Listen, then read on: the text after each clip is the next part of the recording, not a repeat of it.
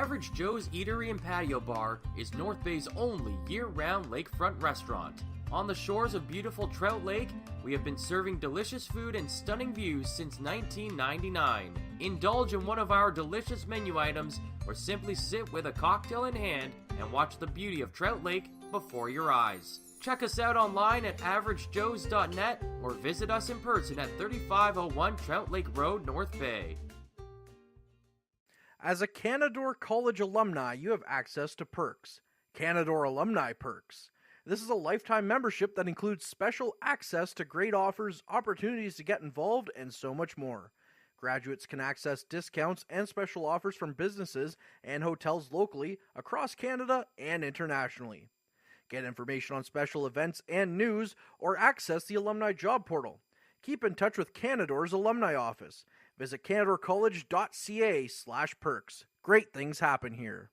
You rely on your vehicle to take you to the places that matter most to you. So bring your vehicle to the team you can rely on to keep it running at its best. Dave's Automotive Services. Whether you're getting your car or truck ready for the season with a tire change, making sure you're safe on the road with an inspection and certification, or doing your due diligence to keep your vehicle in tip-top shape with regular maintenance, Dave's Automotive Services has you covered. Expert troubleshooting, quality repairs, and time-efficient labor are the 3 stars of service you can expect when you bring your car or truck to Dave's Automotive Services at 411 Airport Road. Call 705-478-5544 and book your appointment today. The Frontline Podcast, Season 3. Courtney Kenny, Matthew Sukram, Derek Lindemann, Bob Coles, and Ben Long bring you closer to your favorite teams like never before.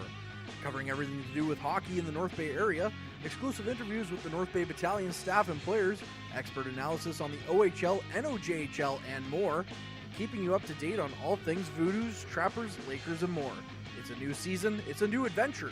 The Frontline Podcast Season 3. Available wherever you download your favorite podcasts.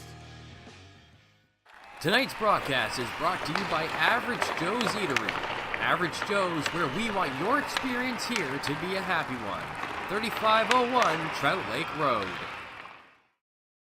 And we welcome you live inside Sadlin Arena in Barrie, as the front line, as I said on Instagram, is behind enemy lines here for Game 3 of this Eastern Conference semifinals between the North Bay Battalion and the Barrie Colts.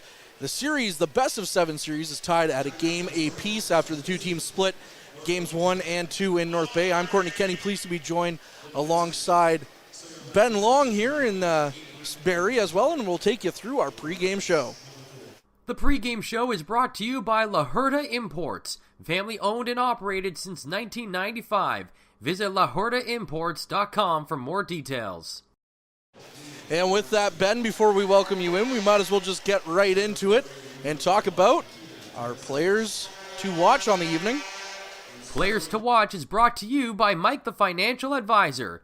If you have financial questions, he has financial answers. On Facebook, Instagram, and TikTok at Mike the FA. Well, Ben, we'll just get right into it. Our player to watch for the Barrie Colts is Ethan Cardwell, and in the playoffs, he's been pretty good. He has 9 points in 7 games, and he's been a playmaker so far through these 2 games in North Bay with 2 assists. Yeah, he's been fantastic out there for Barrie. That's what you expect out of him, right? He's coming into the series. We know he's one of the driving forces of their offense. There's a couple other big names, but he's one of the guys that you're going to be noticing out there a lot, and we've noticed him a lot on the ice so far this series. He's been playing well. He's been moving the puck well, all the stuff that you want a player like him to be doing. He's been very good indeed for the Colts as we mentioned the 2 teams split games 1 and 2. We might as well talk about the North Bay Battalion player to watch, who veteran to this team, and he's been one of the offensive cogs here in Kyle Jackson. He has 4 goals, 4 assists for 8 points so far in 8 playoff games this season. And for the Battalion, he's been pretty good in the series as well with a goal and an assist through the 2 games. Yeah, and he's sitting at point a game through the playoffs overall, which, you know, I'm surprised. I'm always surprised by Kyle Jackson. And not in a flashy sense, but he just always is doing the right things, right? Like, he's not always the guy out there. He's not making the big breaks. He's not making big risky plays, but he's out there doing the right thing, and he's putting up numbers so consistently. Like, every once in a while, I'll sit down and I'll be looking at the stat sheet. I'll be like, oh, I haven't noticed Jackson scoring a lot lately, and I'll look at the points and be like, oh, I was wrong. I haven't noticed was the important part of that statement, because he has been, and he always, like, that's what he does. I think part of the reason is last year he played with some pretty flashy line mates of Brandon Coe and Mitchell Russell. Yeah. And he was just kind of the guy that set them up, and also he scored a lot on that line as well. And they were always out there in big game moments. He's always out here in big game moments this year as well. But he's kind of not, I don't want to say taking a backseat to the offense this year, because he hasn't. He hasn't at all. He's been one of the big cogs, as mentioned, for the battalion, but it just feels like, again, he hasn't been as flashy as he was last year, but that's exactly what his game is. Yeah. He doesn't want you to notice him, because the second you do, oh no, he's got the puck in the back of the net. Yeah, and I think, I mean, just on a related note, because you mentioned Coe and Russell, congratulations to Cardwell, who recently signed a contract with, I know it's in the San Jose Shark, who's home to both of those former players. Yeah, a big deal for these players. They're signing their first professional contract indeed. Yeah. And, of course, we saw Mitchell Russell sign as an overager last year. Missed a lot of this season due to injury, unfortunately. His first in professional hockey, playing in the ECHL, getting a couple of AHL games in there as well. He was in North Bay for games 1 and 2 as well, and good to see him after game 2 and catch up with him briefly. Of course, Barrie being his hometown, said he'll likely be here as well for a couple of games, as we're just over 6 minutes away from puck drop here at the Sadlin Arena, as we're getting a light show on the ice. And we should also have another cog to North Bay on the front line later today. I won't give it away too much. I won't tell you who he is, but I will tell you he's a former public address announcer at Memorial Gardens. Yep. Yeah, I was thinking of some clever ways that I could allude to him, and I mean, you just kind of did it, right? Well, it's the best way I can do it. I always really enjoy the laser show here in Barrie. And the few times that I've been in this arena, it's just a fun experience for sure. But, of course, if the battalion have their way, it won't be a fun experience here for the Colts fans. No, not at all. And back to our players to watch, I think Jackson's in for, more of the solid game there.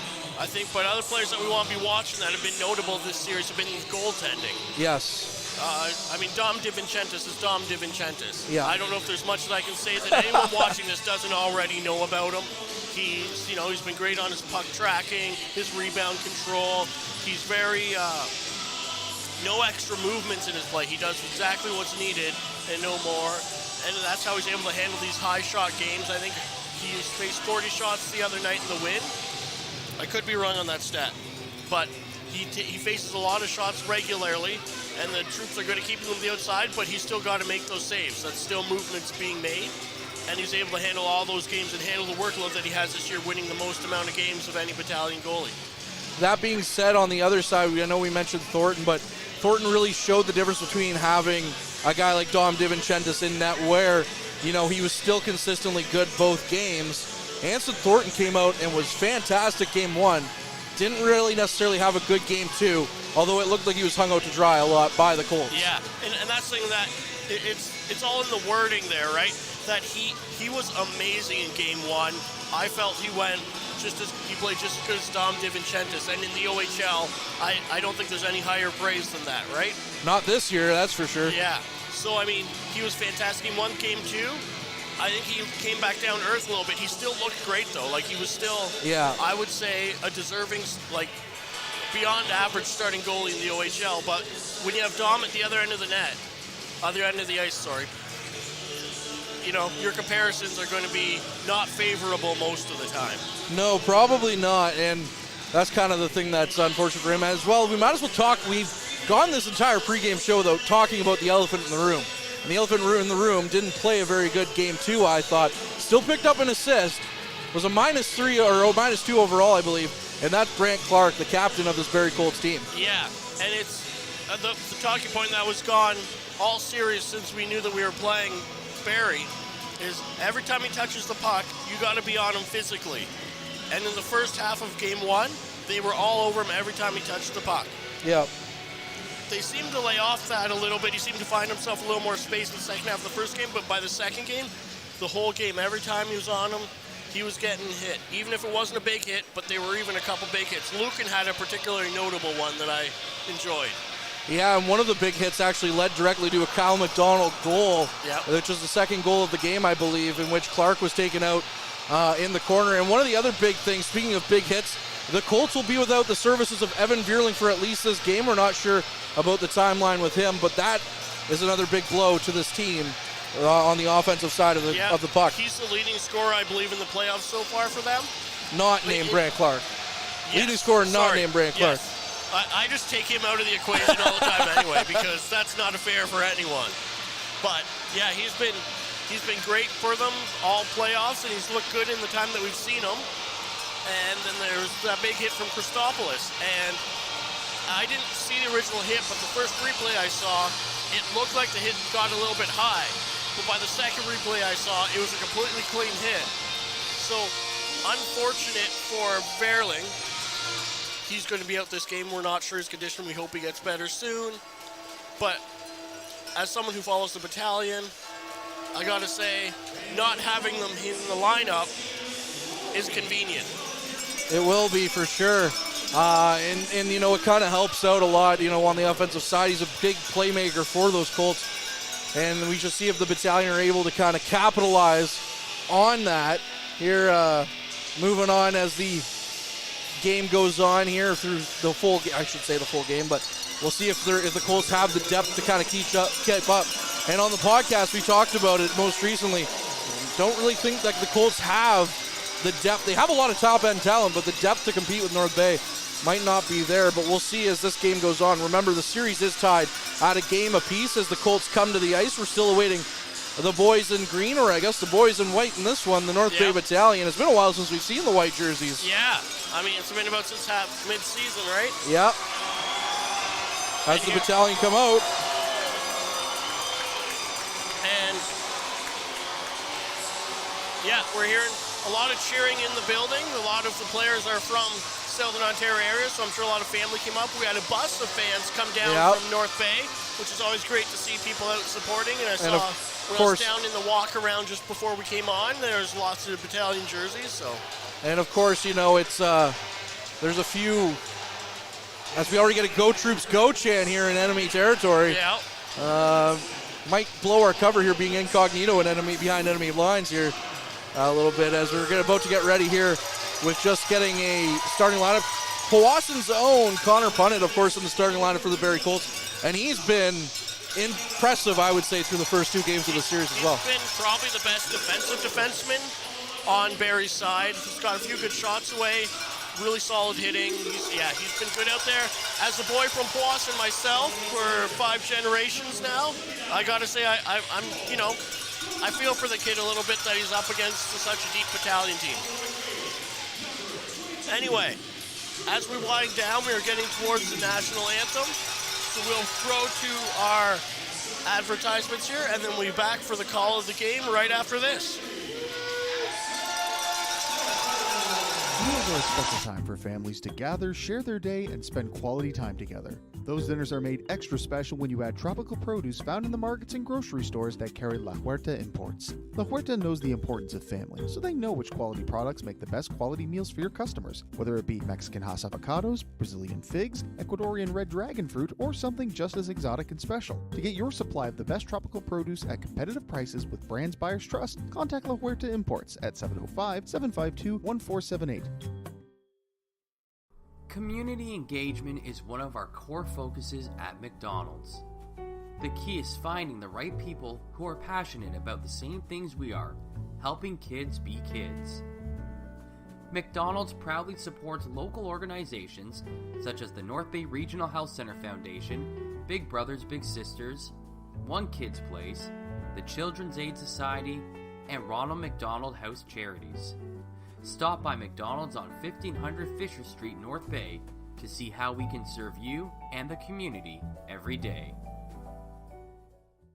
Hey there, I'm Mike the Financial Advisor. When you strip it down to its core and you take away all the industry jargon, I help people solve financial concerns. So if you're concerned that you'll never save enough to retire comfortably, or that your kid is going to graduate post-secondary $40,000 in debt, or maybe even that life is going to take a really unfortunate sideways turn and somebody is going to have to open a GoFundMe page for you and your family, I can help you prevent all of those things from happening. If you want to see how, you can find me on Facebook, Instagram, and TikTok. Just do a search for Mike the Financial Advisor. You should find me.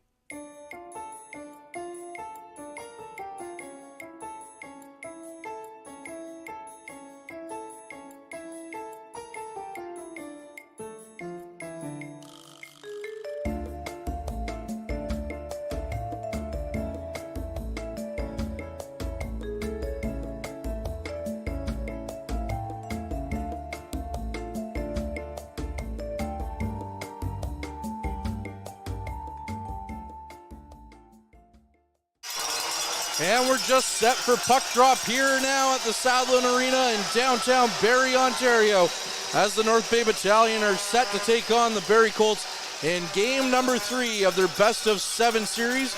I'm Courtney Kenny, pleased to be joined alongside Ben Long, as the Battalion will look to take a 2-1 lead in this best of 7 series and take back home ice advantage from these Colts, as Liam Arnsby and Ty York come in for the face-off drop. Arnsby in his white jerseys, the Battalion will be going left to right to start this game, and the Colts in their home navy blues will be going right to left. The puck quickly down to Thornton, punted out to play it, back around behind his net. Kavanaugh back up the ice now to Matthews, goes cross ice, and it's into the Battalion end, and that'll go for icing as Christopoulos is the first player back, and the Battalion will get a offensive zone draw here just 18 seconds into the game. Yeah, that's a quick whistle, and I think we're in for another quick-moving game. We're going to see lots of North Bay and Barrie trying to go get that break, get that first goal, and keep that advantage. Well, we've already seen in the last game a penalty called 7 seconds into the game, so we're already past that mark. Lukin into his own zone, comes in, gets hit hard. That's Bowden who got him, and now the puck is out to Nelson. Nelson up the ice quickly for Jackson. Jackson gains the zone, gives it over to Ertel. Ertel with a shot that's blocked, and now Bowden trying to go the other way. He just dumps it in as he gains the red line, gives it to Divinchendis, who backhands it over to Lukin on the near side corner. Back over for Nelson to Lukin. Lukin up quickly for Kyle Jackson. Jackson off the boards, goes into the center of the ice for Ertel. Ertel was looking back for Jackson, and the pass couldn't convert. Now Winslow carries the puck in, judged offside by the linesman, so we'll get another stoppage here with 18:58 left in this first period.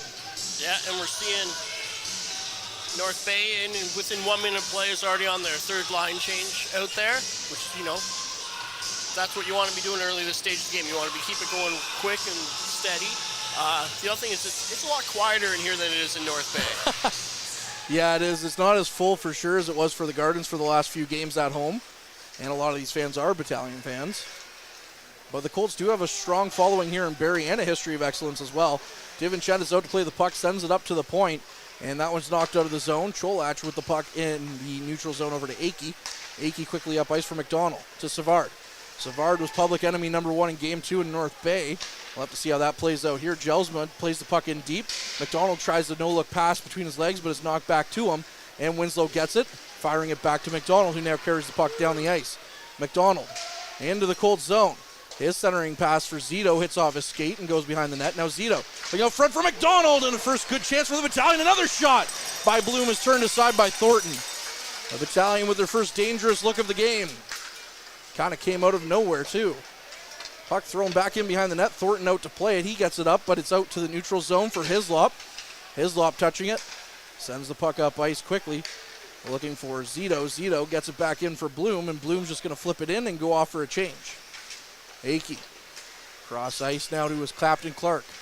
Clark dumps the puck up the ice, but it's sent back into the Colts zone real quick, but Wakely was offside. So now Clark is allowed to move up to Chisholm. Chisholm loses the puck to Romani. Romani gets it to Bruskowski, and Bruskowski carries the puck out of his zone while taking a hit by Chisholm. Now we'll get judged offside again against the Battalion. So another stoppage here. I think that one's because the puck went into the... Oh, I see. Yeah, so it's coming back to the Battalion, swinging off a Battalion player. That makes more sense. We can't really see the benches where we're at as well as we can in North Bay because, of course, it's across the ice from us in North Bay. Yeah. We're on the benches side here in Barrie. And of all the places, we're pretty lucky with pretty good views in most of the rinks that we go to. Here's no exception. We're at the blue line, so not quite as center as we're used to, but still a pretty good view. Nice arena, though, here in Barrie, the Sadlin Arena. Got a bad rap before I came here, thanks to Tom Parisi. But that's because he came here in some not fun situations. Same with Matt Sukram, who had a few interesting mishaps here in the playoffs the first year the Battalion were here. And Nelson sends the puck cross ice for Van Steensel. He can't convert on that chance. And the puck's right back into the Battalion zone for York to chase after along with Nelson. Nelson hits him hard into the boards. And they battle in the near side corner. Puck comes up for Tarasevic rather. Tarasevic in deep for Nelson. Nelson from behind his net. Over to near side to Tarasevic, who quickly goes cross ice. Looking for Lukin, and Lukin's going to skate the puck up. Getting pressured by Frasca. He decides to dump the puck down into the zone for Punnett to play. Quickly gives that puck to Savard, and the puck is up and out. And Cardwell takes a shot from the point, turned aside by Divinchendis. And that'll be one of the first chances here for the Colts in this one. Yeah, we were sitting at 2-1 shots. So that's their first shot on net being registered right there. Almost a quarter through the first period. Battalion doing a really good job at holding the puck and not giving Barrie too much chance to get anywhere with it. And that's what we want to see them do, because Barrie does have a couple weapons that can just take advantage if they are given the opportunity. And we see most of them out there right now with Clark on the point, along with Braden Hache, whose playoff run was ruined by the Battalion last year when he was with Kingston. Petrov in from the red line, shot on Thornton, another backhanded chance, cross ice, misses the net, and it's back out deep for Jackson on the near side half wall now. He's just going to play the puck back to Christopoulos, who gets it into Ertel. Ertel couldn't handle it. Now Christopoulos takes a shot. That's knocked up and over Hache and into Thornton's glove. As a goalie, you're not usually used to looking up and down for the puck, but he had to be strong on that one. Yeah, no, you train heavily on the side to side, but the up and down is not something you work on as much, but he was right on it, and that was a very weird bounce from this angle. Is just no idea. But Hache with a bit of a late shot there on Winslow or Christopoulos. I missed exactly who it was. It was Christopoulos, and I imagine there'll be a few as the game goes on.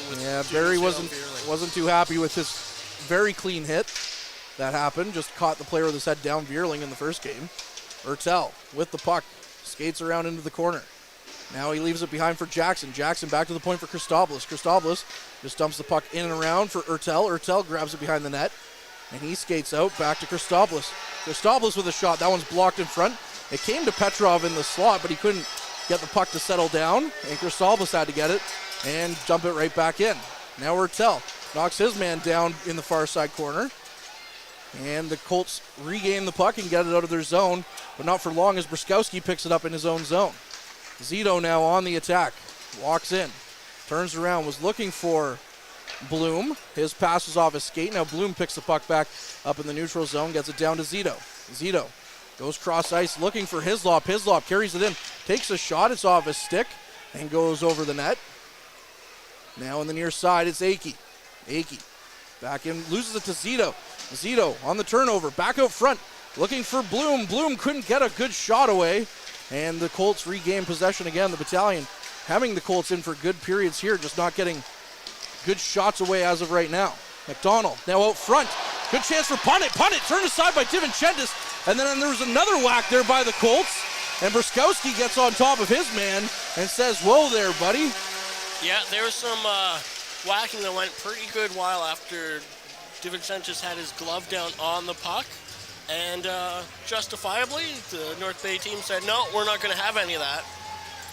But they were a little smart in it, that there wasn't fists flying. They just grabbed them and pinned them and said, no, that's enough from you. Yeah, no thank you is what they're saying. And then we saw a little bit of yak in between. Looks like Zito and I think Savard from the other side, which was the common story last game. Both of them are that type of player, though, where if you're really mad at someone on a team, it's one of those two. Yes, indeed. As the Colts win the offensive zone draw back to Clark. Clark down by the goal line in the corner, battling for it with Bruskowski. It comes loose, and Romani gets it up top of the slot, but can't get it past Grisolia. Grisolia now gets it back in. Lukin dumps it back around his end for Nelson. Nelson up the ice for Procession. Procession flips the puck back in, looking for his defenseman Nelson, but it missed him and gets to Divinchendis. Now a bad pass out of the zone from Divinchendis. Went to Punnett at the point, but he just dumps it back in. Nelson battling for it to be first on that one. It comes out to Procession. Procession just chips the puck off the ice or glass and gets it. Now Romani walking in, stops up, was looking up for Wakely. Wakely tried to bat it in, and they're going to deem that one high stick, although the puck never got anywhere close to the net, but it's still blown dead as North Bay was the first team to touch it after the high stick.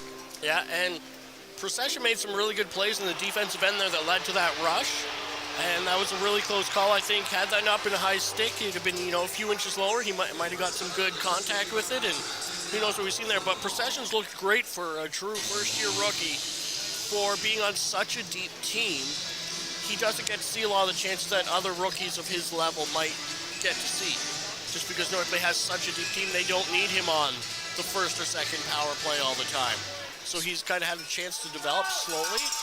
but he shows a lot of pose for not having been put in those positions. He's been very impressive all season long, and speaking of rookies, this weekend will be the OHL priority selection over Friday and Saturday, and it'll be an important one for the Battalion. They don't have a lot of picks, but it's time to kind of recoup some of this talent that might be leaving this team as they'll be graduating out of here. Hislop, although every draft is important, I'm sure. Yeah. Battalion making good on a couple of picks last year already with Procession, Turley, and Tarian seeing significant ice time with the Battalion, and Mike McIver as well. Briskowski dumps the puck back in. Kavanaugh, the game one hero for the Colts, passes it cross ice to Punnett.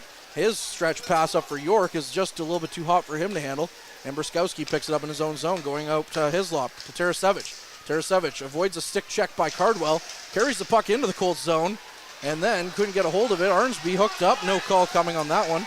As now a shot from the point is turned aside by DiVincentis, another chance quickly as the Colts are quick on the rebounds in this one. Couldn't get anything out of that one. Now another chance from Hache, turned aside. Another good opportunity by the Colts is turned away by the Battalion as that one was tipped, and now Arnsby going down the ice to some applause here as Petrov walks in, takes the shot. It's wide and high over the glass, and it bounces back into Thornton, who covers that one up. North Bay starting to give up some good offensive zone looks here. Yeah, and I feel Arnsby has really stepped it up this playoff run. I mean, he's been a fantastic player as long as I've been covering the Battalion. But he's really, I'm finding him picking up the puck and moving with it himself and taking some strides and getting up to a good speed that I've just not seen him do prior. So I don't know if that's something he's intentionally been working on or just something that comes as your body develops. But yeah, he's been noticeably impressive. Jackson with a one-time chance off the draw. Couldn't get his puck to hit the net, though. And it's down the ice. Winslow picks it up in the neutral zone, dumps it off the boards, and Thornton will be out to play it in the trapezoid behind the net. He flips it up the ice for Cardwell. Cardwell with possession. Stopping up. Looks down, gains the red line, takes a shot. It's in and out of DiVincentis' glove and into the corner. Jackson over for Christopoulos. Christopoulos to Winslow. Winslow up the ice for Jackson, still in their own zone though. Jackson goes cross ice for Ertel.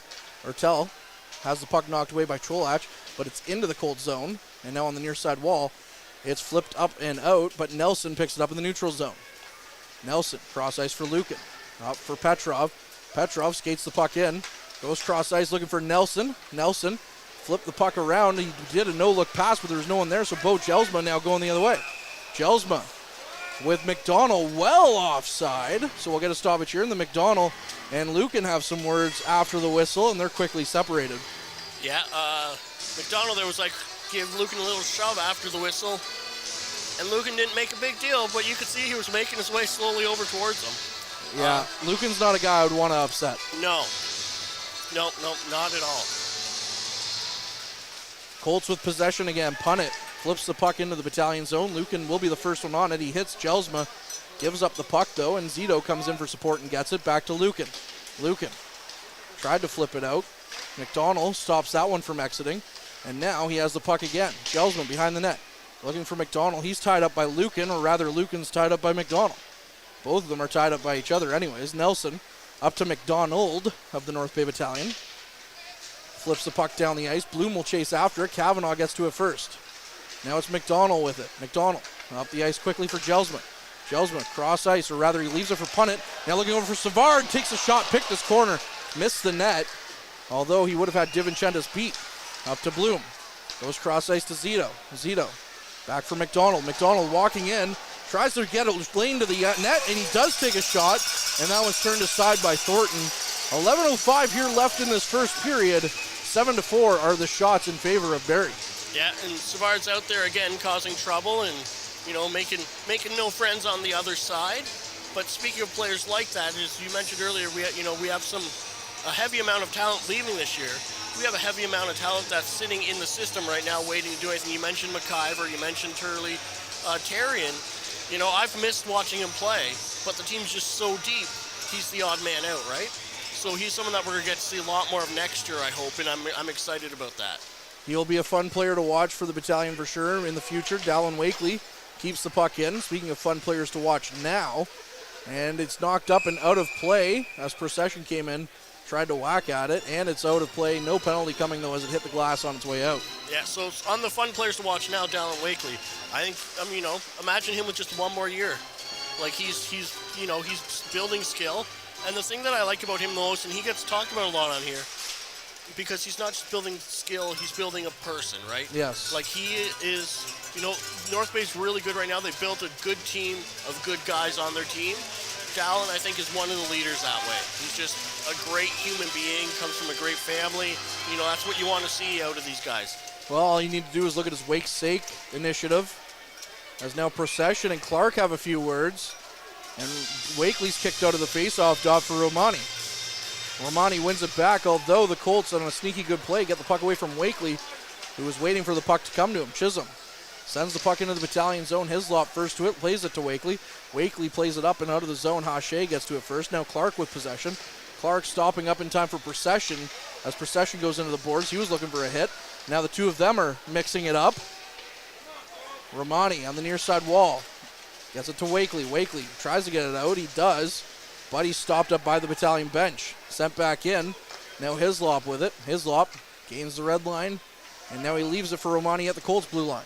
Dump back in for Hislop. Hislop behind the net. Out front for Van Steensel. He tried to get a backhand shot, and it was just lightly off his stick.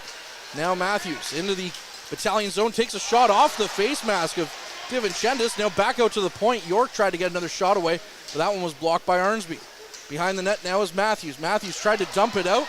It was kicked on net, and now York and Arnsby mixing it up, and Arnsby has a big bear hug on Matthews. We have reached the mid-period break, but we'll have to see before we go what's kind of come out of this one, because Arnsby had Matthews with a big bear hug from behind, but it doesn't look like anything's coming from that. So I can tell you there is one thing coming, and it's our big break here on the front line, as we'll be back on the other side of this. This period is brought to you by Canada Alumni Perks. Get information on special events and news, or access the alumni job portal. Visit canadacollege.ca/perks for more information. And we welcome you back inside the Saddleham Arena here in Barrie. It's 0-0 between the battalion and the Colts. Shots on goal favor the Colts 8-4 so far halfway through this first period.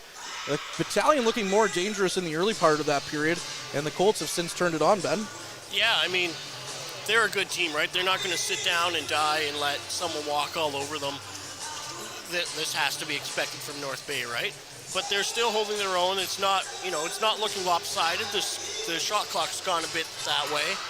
But watching the game, I'm not seeing one team outplaying the other in any drastic fashion overall. One thing I have noticed is Clark hasn't had the jump in his step that I'm used to seeing him have. And I don't know if that's because North Bay's all over him. That last year, Procession was doing a real good job as, a 16-year-old guy coming to this league up against a guy who's started the season playing against grown men in the NHL. That's a lot of, guts to go up against him and just kind of try to stir the pot there. Yeah, especially as a true blue rookie in this league, right? Yeah. Also of note, the battalion fans are just to the left of us. They do have a flag taped to the wall as well. So they do have a battalion logo up on the wall. I'm shocked nobody's told them to take that one down from the arena staff yet. This isn't Niagara. Now, as the puck is dumped back into the Colts zone and right back down to the battalion end, Nelson gets possession of it. He's behind his net, gives it over for Lucan. Lucan up the ice for Tarasevic. That one was just out of his reach. And then a misplay, gives the puck to Arnsby. But since it bounced off his skate into Tarasevic, it was deemed to be offside as the puck came out just ever so slightly. Yeah, I mean, I don't think that was particularly offside. Arnsby seemed to have the blue line straddled pretty well, but the ref sees what the ref sees, right? And well, the linesmen are down there for a reason, right? Yep. They're not calling it from up here. Yeah, and it's not like it's a huge thing either way. There will be a draw at the Colts blue line on the far side from the broadcast. Jackson tries to win it back to Hertel. He does. Gets it to Brskowski. Brskowski just flips the puck in deep into the Colts zone. Cholach is going to chase after it with Hertel on his tails. Weigel out of the zone. Gets it to Cardwell, who just dumps it into the battalion end. DiVincentis out to play the puck. Rims it around the boards. And Weigel keeps it on the far side half wall. Winslow gets to it. Gets around Cardwell. Looks for help as Hertel comes in to play it. Plays it out to the center of the zone for Jackson, and the battalion are off to the races now with Petrov gaining the zone. He mishandled it, though, And you'll have to send it right back to Christopoulos. Christopoulos in his own zone. Has Frasca right on him. Turns around, gives it back to Winslow. Winslow slowly out of his zone up to Ertel. Ertel lost it in the skates. Flips across ice now for Jackson. Jackson to Christopoulos, gets it up for Petrov. Petrov's pass cross ice to Ertel was just behind him. And now Akey gets the puck in his own zone. Flips it up to Savard. It's going to go down all the way. No icing will be called, though, as somebody must have touched it on Barrie. Christopoulos battling for it with Gelsman and Savard on there in the boards on the near side corner. Now Christopoulos gets to it. Up for McDonald. McDonald down the ice, out of his zone. Gains the red line, flips across ice, was looking for Bloom. That one was batted out by Hache. Now Zito exchanging a blow there at the Battalion bench, but it's back out for Savard. Savard going cross ice for Hislop. Another chance by Clark is turned aside by DiVincentis as he was sneaking his way in. And the first penalty of the game is going to go against the Battalion here, as McDonald looks a little hot under the collar there for interference. So it looks like McDonald will go, and the Colts' number one power play here in the playoffs will get set up and set to work. Yeah, interesting stat that we discussed before we were on the air. North Bay's power play and penalty killing in this postseason have been stronger on the road than at home. So, you know, you never want to take a penalty, but I'll take that stat as a positive thing. I don't know what they call that. Colts are clipping along at a 35.1% chance here, scoring 13 goals in 37 attempts. The Battalion penalty kill, 7th in the league at 82.9%. They've allowed 6 goals on 35 attempts, including a couple of the last game against the Colts. As now we'll see this power play, as now Brant Clark is talking to the linesman at the face-off draw, which will be on the far side of the Battalion zone. With 7:52 left, the Battalion looking to kill off a very important penalty kill here. Clark over for Cardwell. Cardwell knocked to the ice as fans are looking for another call here. As the Battalion get to it, flip it down the ice. It's out of Clark's hands and down all the way for Thornton to play. So the Colts will have to reset here with 1:40 left on the penalty to McDonald. Clark from behind his net, out slowly. Gains the blue line to the red line.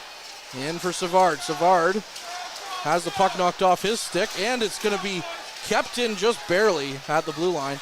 Going cross ice for Clark for Lucan. Clark with possession gets it in for Frasca, turned aside by DiVincentis. Now near side to Gelsman. Back to the point for Savard. 1:15 left on this man advantage. Cross ice for Clark. Clark near side for Savard. Back to the defenseman Clark at the point as he walks in. Turns around and nearly loses the puck. But he's going to get a cross ice for Lucan to get after. Lucan gets to it and dumps it down the ice. Less than a minute now left in McDonald's penalty. And the puck is in the Colts zone for Thornton to play. Battalion going for a wholesale change here. They'll get Tarasevich, Ertel, Nelson, and Winslow on the ice. Now Punnett slowly out of his zone. Loses the puck to Tarasevich. And Akey's going to have to chase after it at the blue line. The Battalion with possession get it back to Nelson at the red line, who plays it back to Winslow in his own zone, who promptly sends it right back down into the Colts zone with 30 seconds remaining on the McDonald penalty. Up ice for Akey. Akey back for Punnett. And now Punnett in his own zone, slowly up the ice for Matthews. Matthews looking cross ice for Punnett. Now Ertel intercepts that, takes a shot. That one's off the leg of Akey and goes wide. Colts having some issues here trying to get out past the neutral zone. As Punnett leaves it back here for Akey. Akey gains the red line. And we're back to 5-on-5 hockey. Here's the Battalion kill off the penalty. It comes out to McDonald. The Battalion have a 2-on-1 here with McDonald and Tarasevich. Kyle McDonald in, takes the shot. He just put that one high and over the net. Nelson dumps it back in for McDonald. Punnett's going to get to that one first and knock it down the ice. Hislop to it now. Hits the linesman and it bounces back into the troops' territory. Matthews was looking for the puck, but he would have been well offside if he would have had it. Now it's McDonald, carries it into the Colts zone, leaves it for Bloom, back in for McDonald. McDonald comes to the sharp angle, takes a shot. Thornton turns that one aside. Now McDonald knocked down dangerously. There will be a penalty here called against the Colts, as the Battalion will now have a chance to go on their first power play of the game. Yeah, and as you know, you can't not call that kind of a dangerous hit. It was from behind. it was, that 2-3 feet out from the boards, just where you're enough to fall in a dangerous way. So the rest got called that. It was a good call. The Battalion's power play, 7th in the league at 19.4 in the power plays. 6 goals on 31 chances. And the penalty kill for the Colts is 11th in the league, 78.8%, 7 goals against in 33 attempts. So the Battalion looking to get some offensive zone time here and maybe go up 1-0 as Cholach is in the box. 5:16 left in this first period. Shots on goal favor Barrie, 9-5. Back to the point for Petrov. Petrov in for Zito. Zito to McDonald, who goes in deep. Quickly out front for McDonald. McDonald with a shot as Nelson had passed it over to him. Couldn't get the puck on net though. Petrov in tight for Jackson. Back for Petrov. Petrov looking for options, goes back in for Jackson. Jackson to the point for Petrov. Cross ice for Nelson. Nelson with a shot. And that one's off the end wall. Jackson gets the rebound. And he decides to just put it back to the point for Petrov. Petrov walks the line. Swaps place with Nelson. Back for Ty Nelson. To Jackson on the near side wall. Jackson walking in. Takes a shot. Turned aside by Thornton. Zito and Jackson battling for it. But Jackson will get to it first. Jackson back to the point for Nelson. Nelson cross ice quickly for Petrov. Back to Nelson. Nelson. One touch pass in for Jackson. Now Zito carries the puck in, decides he doesn't like what he sees, turns around, walks around the offensive zone. No one wants to stop him as he takes a shot, and Thornton gets to it, and Hache tries to clear it. Nelson keeps it in briefly as he's hit half into the Colts bench, and now the Colts with a chance here with Weigel. Weigel walking in, takes a shot. That one's blocked aside, and now a missed opportunity there against Petrov as he got a stick up in the face. He'll have to go off the ice. And Wakely will come out. Now a chance is tipped in front by Zito just over the net. Zito in the trapezoid area with 30 seconds here remaining on the power play. Gets it up to McDonald. Now it's back for Punnett though, however. And Punnett's going to slowly and calmly dump the puck down the ice. But McDonald keeps it in. McDonald doesn't know where it is. The Battalion have numbers if they keep it in. But he couldn't act quick enough as he couldn't find the puck. Zito back to McDonald. Now Wakely back to the point for Winslow. Cross ice for Bloom. Bloom.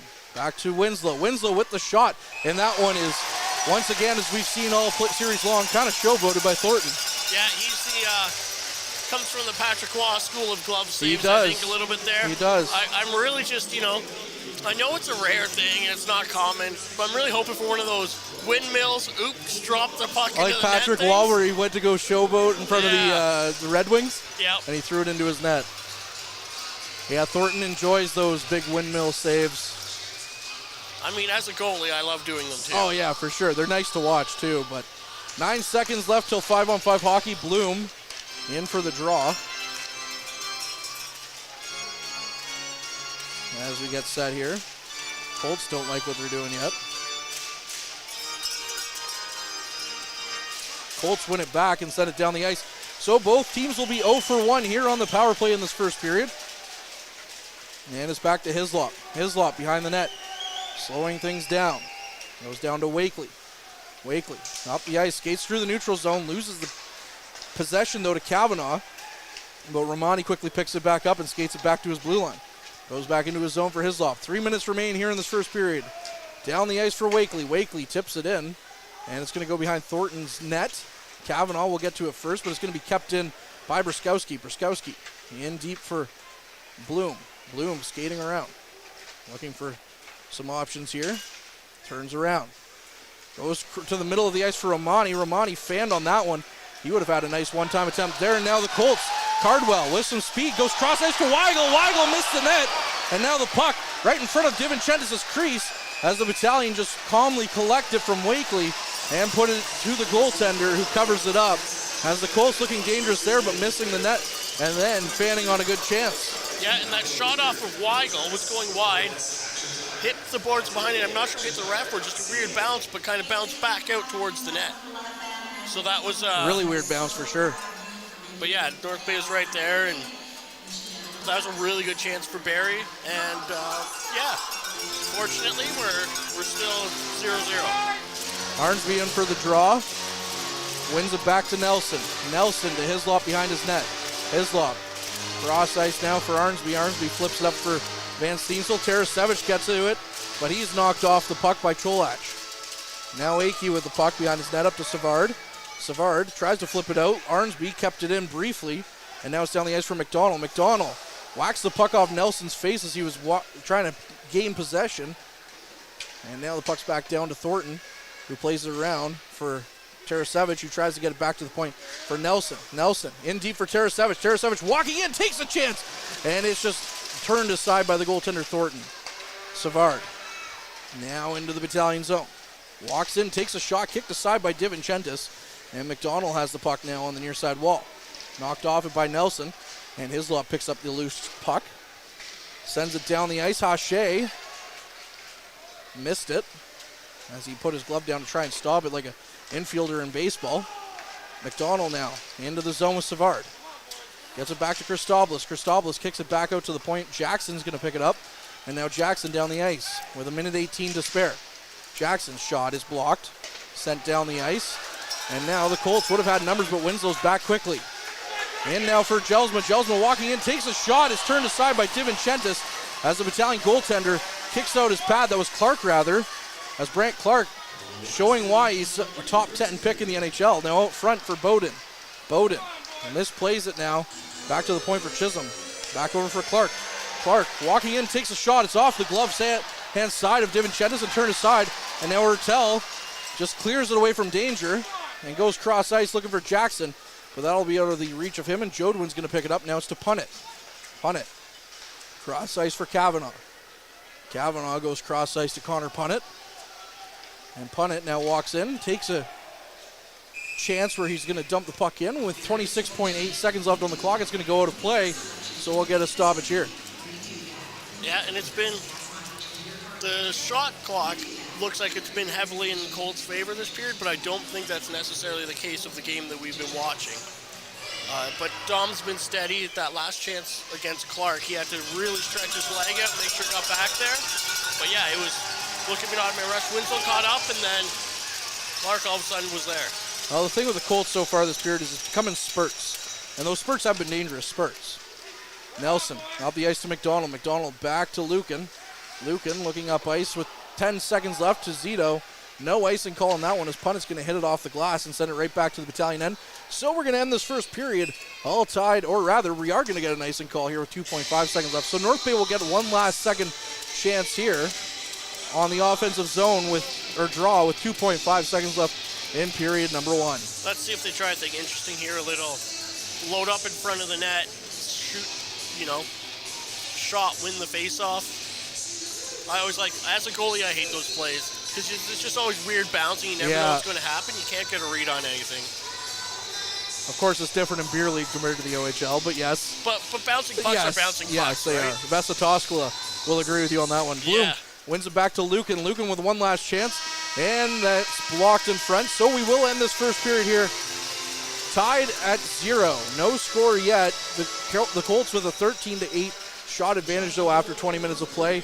And we will have a special guest at some point. Whether or not he's here for this first intermission or the next, I cannot tell you. He's already been up in the box, came and said hello. And with that being said, though, we will cut to our quick break, and we'll see you on the other side.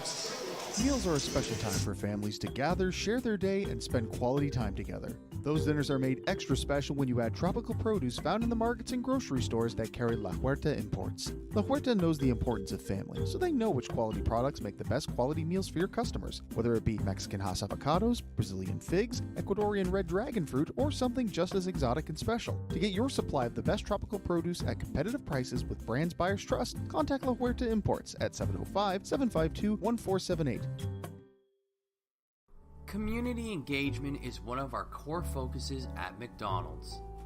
The key is finding the right people who are passionate about the same things we are, helping kids be kids. McDonald's proudly supports local organizations such as the North Bay Regional Health Center Foundation, Big Brothers Big Sisters, One Kids Place, the Children's Aid Society, and Ronald McDonald House Charities.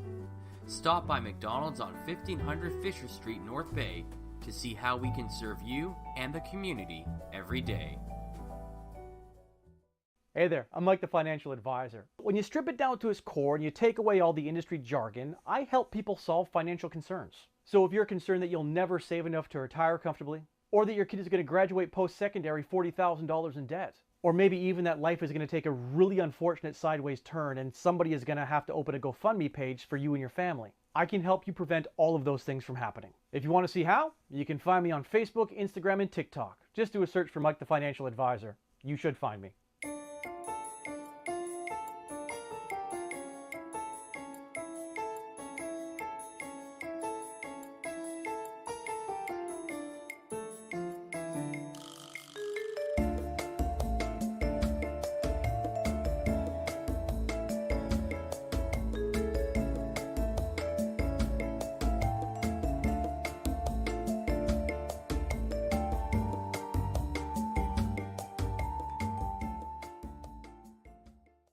Tonight's broadcast is brought to you by Average Joe's Eatery.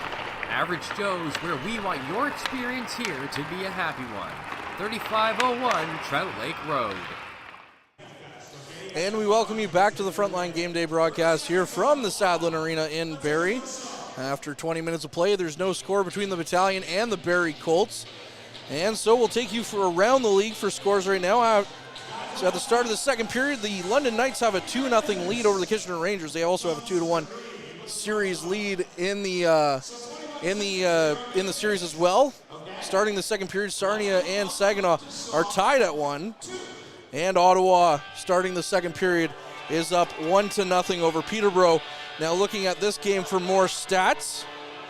Again, nothing, but the shots on goal, 13-8 in favor of the Colts. Both teams are 0 for 1 on the penalty or power play, and face-off 1, 11-9 in favor of the Colts as well.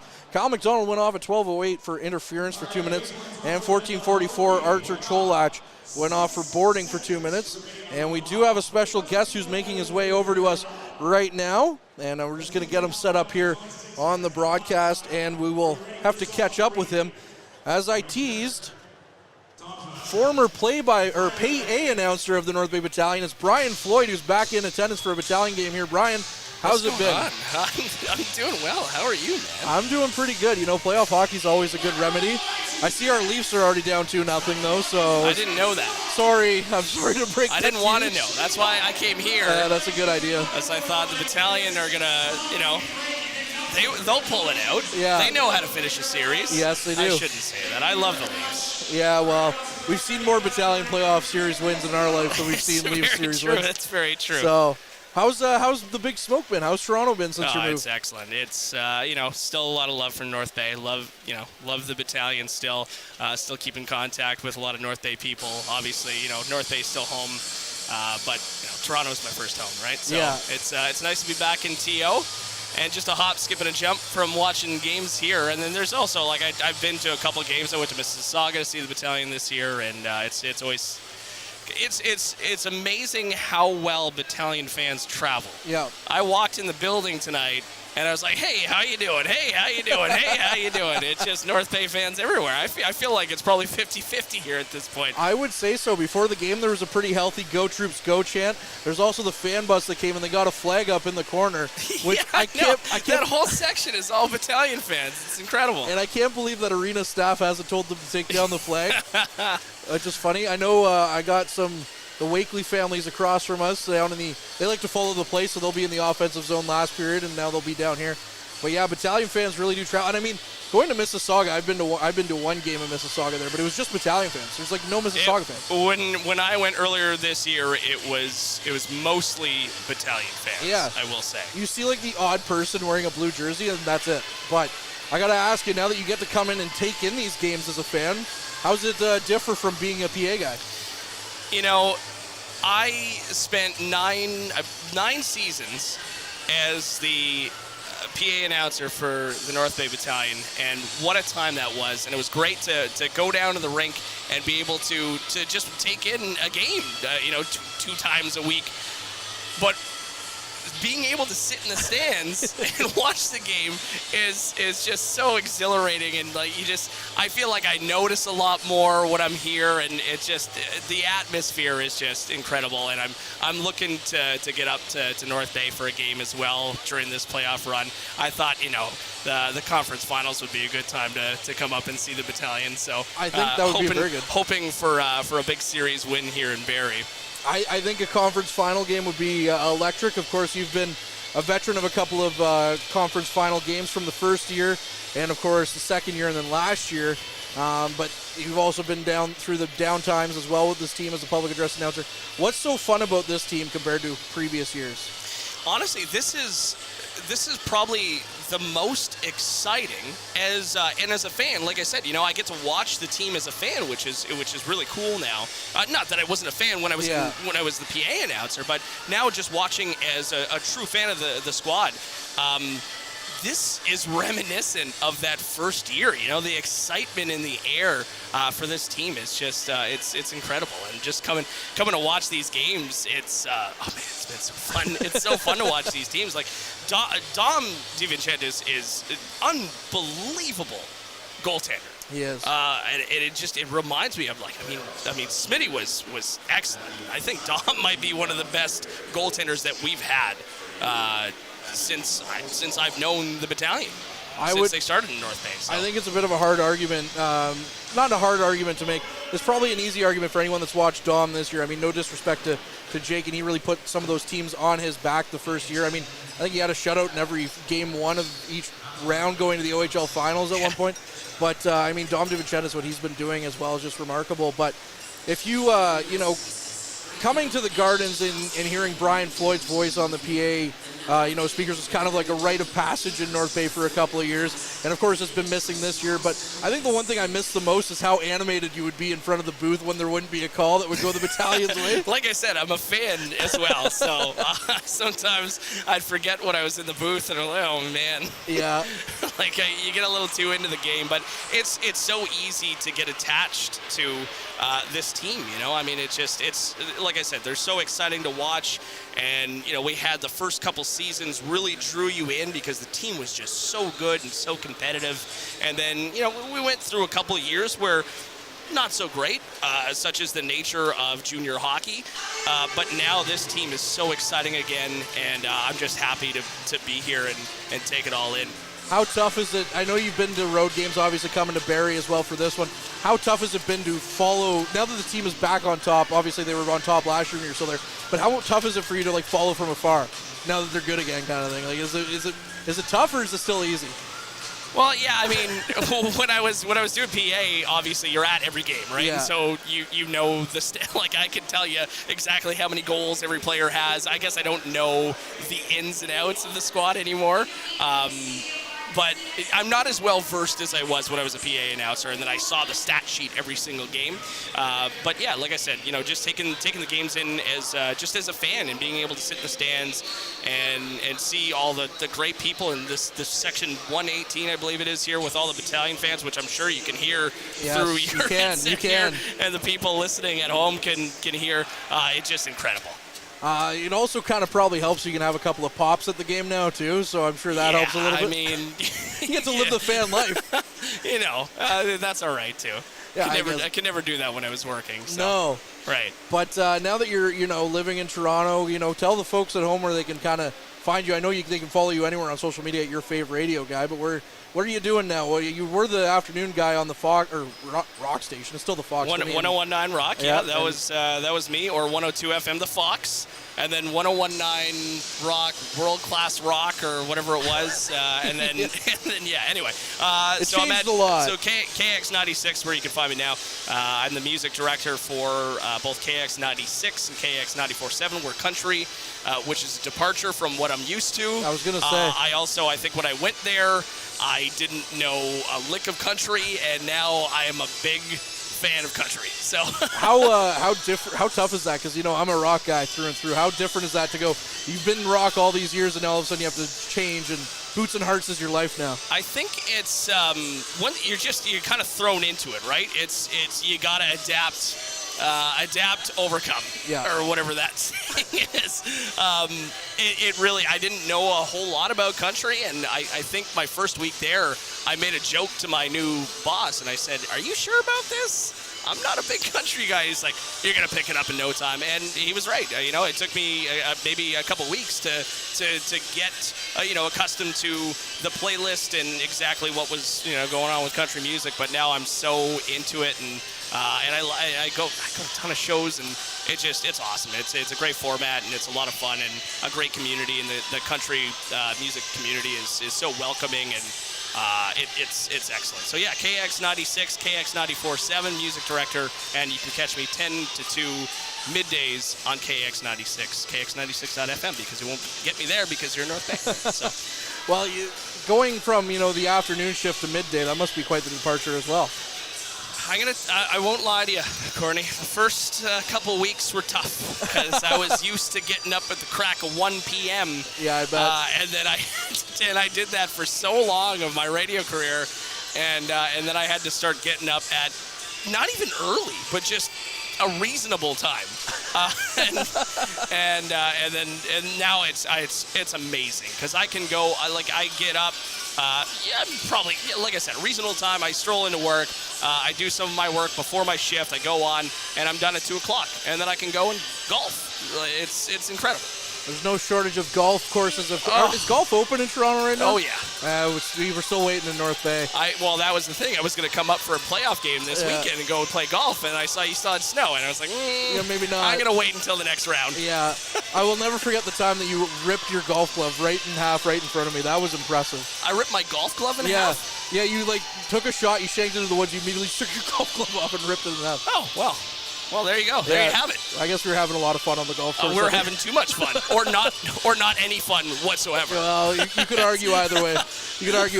But anyways, Brian, it's a pleasure. The green really suits you as well, so thanks so much for joining us here in this first intermission. Thanks so much, Courtney, and go Troops, go. Absolutely. Really appreciate you having you on. We'll go to a quick break here, and we'll be back on the other side of more Battalion hockey right after this. Average Joe's Eatery and Patio Bar is North Bay's only year-round lakefront restaurant. On the shores of beautiful Trout Lake, we have been serving delicious food and stunning views since 1999. Indulge in one of our delicious menu items, or simply sit with a cocktail in hand and watch the beauty of Trout Lake before your eyes. Check us out online at averagejoes.net or visit us in person at 3501 Trout Lake Road, North Bay. As a Canadore College alumni, you have access to perks. Canadore Alumni Perks. This is a lifetime membership that includes special access to great offers, opportunities to get involved, and so much more. Graduates can access discounts and special offers from businesses and hotels locally, across Canada, and internationally. Get information on special events and news, or access the alumni job portal. Keep in touch with Canadore's alumni office. Visit canadorecollege.ca/perks. Great things happen here. You rely on your vehicle to take you to the places that matter most to you. So bring your vehicle to the team you can rely on to keep it running at its best. Dave's Automotive Services. Whether you're getting your car or truck ready for the season with a tire change, making sure you're safe on the road with an inspection and certification, or doing your due diligence to keep your vehicle in tip-top shape with regular maintenance, Dave's Automotive Services has you covered. Expert troubleshooting, quality repairs, and time-efficient labor are the 3 stars of service you can expect when you bring your car or truck to Dave's Automotive Services at 411 Airport Road. Call 705-478-5544 and book your appointment today. The Frontline Podcast, Season 3. Courtney Kenny, Matthew Sukram, Derek Lindemann, Bob Coles, and Ben Long bring you closer to your favorite teams like never before. Covering everything to do with hockey in the North Bay area, exclusive interviews with the North Bay Battalion staff and players, expert analysis on the OHL, NOJHL, and more, keeping you up to date on all things Voodoos, Trappers, Lakers, and more. It's a new season, it's a new adventure. The Frontline Podcast Season 3. Available wherever you download your favorite podcasts. And we welcome you back inside the Sadlon Arena here in Barrie as the North Bay Battalion are back out on the ice and ready for period number 2, which will start in just over a minute. I'm Courtney Kenny, pleased to be joined by Ben Long, and of course super special guest Brian Floyd in the first intermission. Like I said, the green looks really good on him. Living the life there, doing some, I don't know if country music is the life in Toronto, but in Toronto it probably is still. Well, yeah. I'm not much of a country fan myself. You know that, Courtney. Yeah. But, it sounds like his life's doing some pretty exciting things these days. That even as not a country fan, I'm a little like, that'd be kind of cool to do. Yeah, I mean, I feel like you would, as he said, adapt and overcome. Yeah. Or whichever. Again, nothing between the Battalion and the Colts. Both teams had power play opportunities in the first period. Neither team scored. 13-8, the shots on goal on favor of Barrie. Goaltender Anson Thornton and Dom DiVincentis for the Battalion. Courtney Kenny and Ben Long, as mentioned, in the broadcast booth here in Barrie. Before we run back home tonight, go to work tomorrow, do it all over again on Thursday. Yeah, that's it's the life we choose, right? Yeah. But yeah, it's I always like this, getting to do these road games. It'd be kind of neat. I mean, aside from having a real life back home, it'd be neat to be able to get to travel around with the team and do all the road games. That's exactly it. Weigel and Jackson in for the draw here in this first or second period, as Weigel wins it back to Kavanaugh. Kavanaugh in his own zone as the Colts in their home blues are going left to right. The Battalion and the road whites are going right to left here in this middle frame. And that'll be an icing call, mirroring the start of the first period. So the Battalion will get an offensive zone draw here early in the second period. And already Section 118 giving out a "Go Troops Go" chant here early in this period. Yeah, and they're not doing it quietly either. No. It's always heartwarming to go into a visiting building and hear the "Go Troops Go." I'm sure the players love the support. They do indeed. A big bus came down today full of Battalion fans. And of course the families as well, as you heard Brian say. Yep. Battalion fans really do travel well. Jodwin into the troop zone. Christopoulos muscles him off the puck before he's taken down himself. And now to the near side for Cardwell. Cardwell back to Clark at the point, takes a shot. That one's tipped in front by Weigel, and then a good chance for DiVincentis as he scrambled over to get the glove on that one. And we'll get another stoppage here. Yeah, North Bay's notable for its bounces off the kick plate there. But we've seen a couple weird bounces off the boards popping back out towards the front of the net.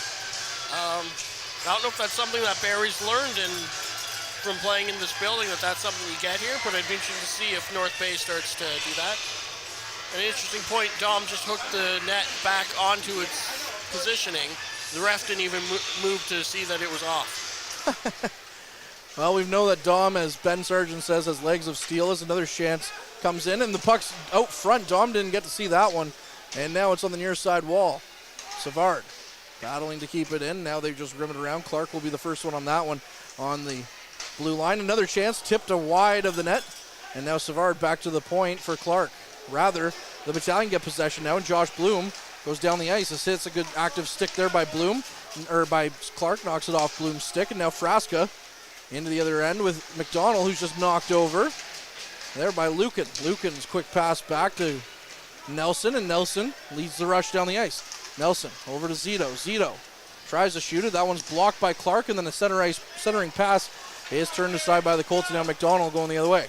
McDonald into the Battalion zone. Goes for a skate around the net. Goes back to the point for Akey. Akey takes a shot. That one's blocked out front. Another chance there. Turned aside by DiVincentis. Fans here not fans of that one, as DiVincentis got a piece of that one before the net came off. Yeah. I think what they're upset about is they saw a wide open net and the goalie came over and made a save. Yeah, I mean, Barrie's been fantastic with their tips this game so far. Very active indeed. We get to, nice thing about being up here with some of the Battalion staff, we get to see a replay right afterwards as they're watching the game, of course, on the computer screen here, and it was not in the net, so nope. Don't know what you want me to tell you, Barrie fans. Puck back into Bruskowski. Bruskowski over for Hislop. Battalion on their heels a little bit to start this second period. Up to Tarasevich. Tarasevich to Van Steensel. Van Steensel gains the red line and dumps the puck in. Cholach will be the first one to get to it, and he sends it up the ice for Hislop to stop as he pinched in, but he loses possession of it. And now York up the ice quickly for Bowden. Bowden losing the puck battle there. The Battalion is kicked back by Tarasevich, who kicks it back to Hislop. Now up the ice again for Tarasevich. Tarasevich gains the red line, dumps it right back in. Akey will be the first on that one. He loses it to Van Steensel briefly. Van Steensel can't get the puck cleanly, and now Barrie going back the other way. Ty York down the red line. Flips it in for DiVincentis to play. DiVincentis leaving it behind his net for Christopoulos. Christopoulos up the ice, fans on his pass attempt, and then Chisholm had his stick lift, so he couldn't pick off the pass. And the puck is into the Colts zone for Punnett. Now back in. Procession into the corner. Gets a hold of it, and he loses it now. as that's going to go to Grisolia, who sends the puck down the ice. Grisolia flips the puck back down in. McDonald out to play it. McDonald in the Battalion zone, back to Kavanaugh. At the point, Kavanaugh cross ice to punt it. Takes a shot, that one misses the net. Comes off the end boards, and now Romani gets to it and flips it up for Procession. His pass for Romani was in his feet. Now the Colts have possession once again. Back to Romani. Romani to the point for Christopoulos. Christopoulos takes a shot from the point. Thornton turns that one aside. Now Petrov chasing the loose puck. Flips it back to Romani. Back in for Petrov on the near side wall. Petrov loses it to McDonald though, and McDonald flips it down the ice, cross ice to Christopoulos. Christopoulos gains the red line, flips the puck right back into the Colts zone. Ertel in for it as the puck passes by him, and he just sends it right back, but he does get possession and sends it right back behind the net. Ertel now on the near side half wall, carries the puck in, twisting and turning. Back to the point for Nelson. Nelson with the shot, and that one's gloved down by Thornton. And we'll get a stoppage here. Shots on goal, 14-9 in favor of the Colts. 16-18 left in the second period. Yeah, and it's interesting. Even on that fairly typical save from a shot point, pretty well directly at his glove, we still see a little bit of a little windmill motion. Well, how do you do? Yeah, that he's, I don't know if that's, gets to be just a habit at this point where you do that. And every time you make a glove save, that's how you bring your glove back to yourself. I don't know. It's interesting, though. It's interesting to see. Jackson being shown the gate from the face-off dot. Petrov now coming in for the offensive zone draw to the broadcast side of Thornton. The Colts changing up their defensive scheme as well. Cardwell in with Petrov, back to Jackson. Can't get the puck to settle down, now he does. Tries to flip it back in, but Jodoin gets to it first, gets it to Cardwell. Cardwell down the ice, takes a shot, that one's off a stick, and up well over the net and into the netting. Another stoppage here. As we have 16:07 here left in the second period. Yeah, we're sitting at 14 shots for the Colts to 9 to the Battalion, so they're still sitting 5 shots behind them, but it's, they're getting some good chances, getting some good ice time, some good control really of the puck down in the other end. And Barrie's not getting a whole lot of control in the Battalion end, so it's, the shots aren't always the game teller. Yeah, again, Barrie just getting spurts here where they look to be hard on the puck and then can't get anything to happen. Clark tried to play the puck, but it's knocked off his stick as Nelson came in to try and help it, and now the Battalion are trying to argue that the puck was knocked out of the Barrie end, and the referee says no, it hit something and went out, or else it would be a delay of game penalty. Oh, it looks like it does look like, yeah, Hache. Thank you. We got the eagle eye up here. I can't see everything. Yeah, it looked like the ref was saying no, it was touched, and now the linesman was saying it was touched, and then the referee came in and said, no, bye-bye, number 6. So 2 minutes, the Battalion will have a power play here, 2 minutes or less. Jackson in for the draw. Both teams 0 for 1 in the opening period. Clark gets the puck off the draw. Can't clear it out of the zone, though. Zito gets to it. Zito twisting and turning with Weigel. Gets it back to the point for Petrov. Goes cross ice for Nelson. Nelson goes across the point to Petrov. Petrov has to make a quick move as he bobbled the puck back to Jackson. Back to Petrov now. Leaves it for Jackson. Jackson walking in. Goes cross ice looking for McDonald, who had a wide open net. And now the puck is tipped on net right to Thornton, and Clark immediately grabs McDonald and directs him away from the net. Yeah, and that was interesting way the puck came in, that it was one of those infield pop fly catches. They just kind of, look what I got here right in front of me, and more of that looking vertical action that he's had to pull this game instead of the side to side. It's north and south in a different way. Yep. Infield fly, batters out. Jackson back to the point for Petrov off the draw. Petrov in for Zito. Over for McDonald going cross ice as Nelson was sneaking in, but couldn't get a shot away now. Cholach sends it down the ice, and Petrov will miss that, so Divinchendis will be out to play the puck in his own zone, leaving it for Petrov in the no-play zone. Petrov leaves it for Nelson. Nelson now down, skating down the ice. Up the ice for Jackson. Jackson skates the puck in, nearly gives the puck away, but they can't clear it. And now Jackson has possession, gets it to McDonald. McDonald out cross ice to Petrov. Petrov thought about shooting it, but decided against it. Now to Nelson. Nelson with a shot. They score! Ty Nelson scores for North Bay on the power play. It's 1-0 Troops. And that was just a beautiful shot by Nelson as he walked in and he just, the goal scorer's spot, you want to be, 12 to 18 inches off the ice, just above the pad, right below the blocker. It was a beautiful, beautiful shot as we just saw the replay of that. Very nice shot indeed. That'll be Nelson's 4th of the playoffs.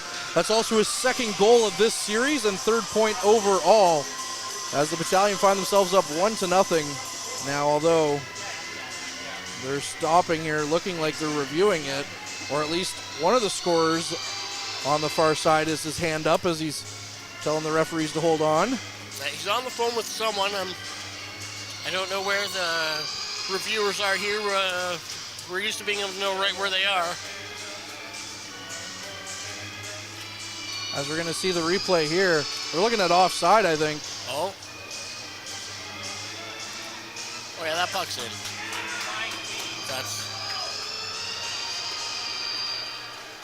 It looks like it's in anyways. From the angle that the camera we're seeing it is very clearly in before the skater. But, again, we're talking about angles that we don't know something. Stranger things have certainly happened in this one.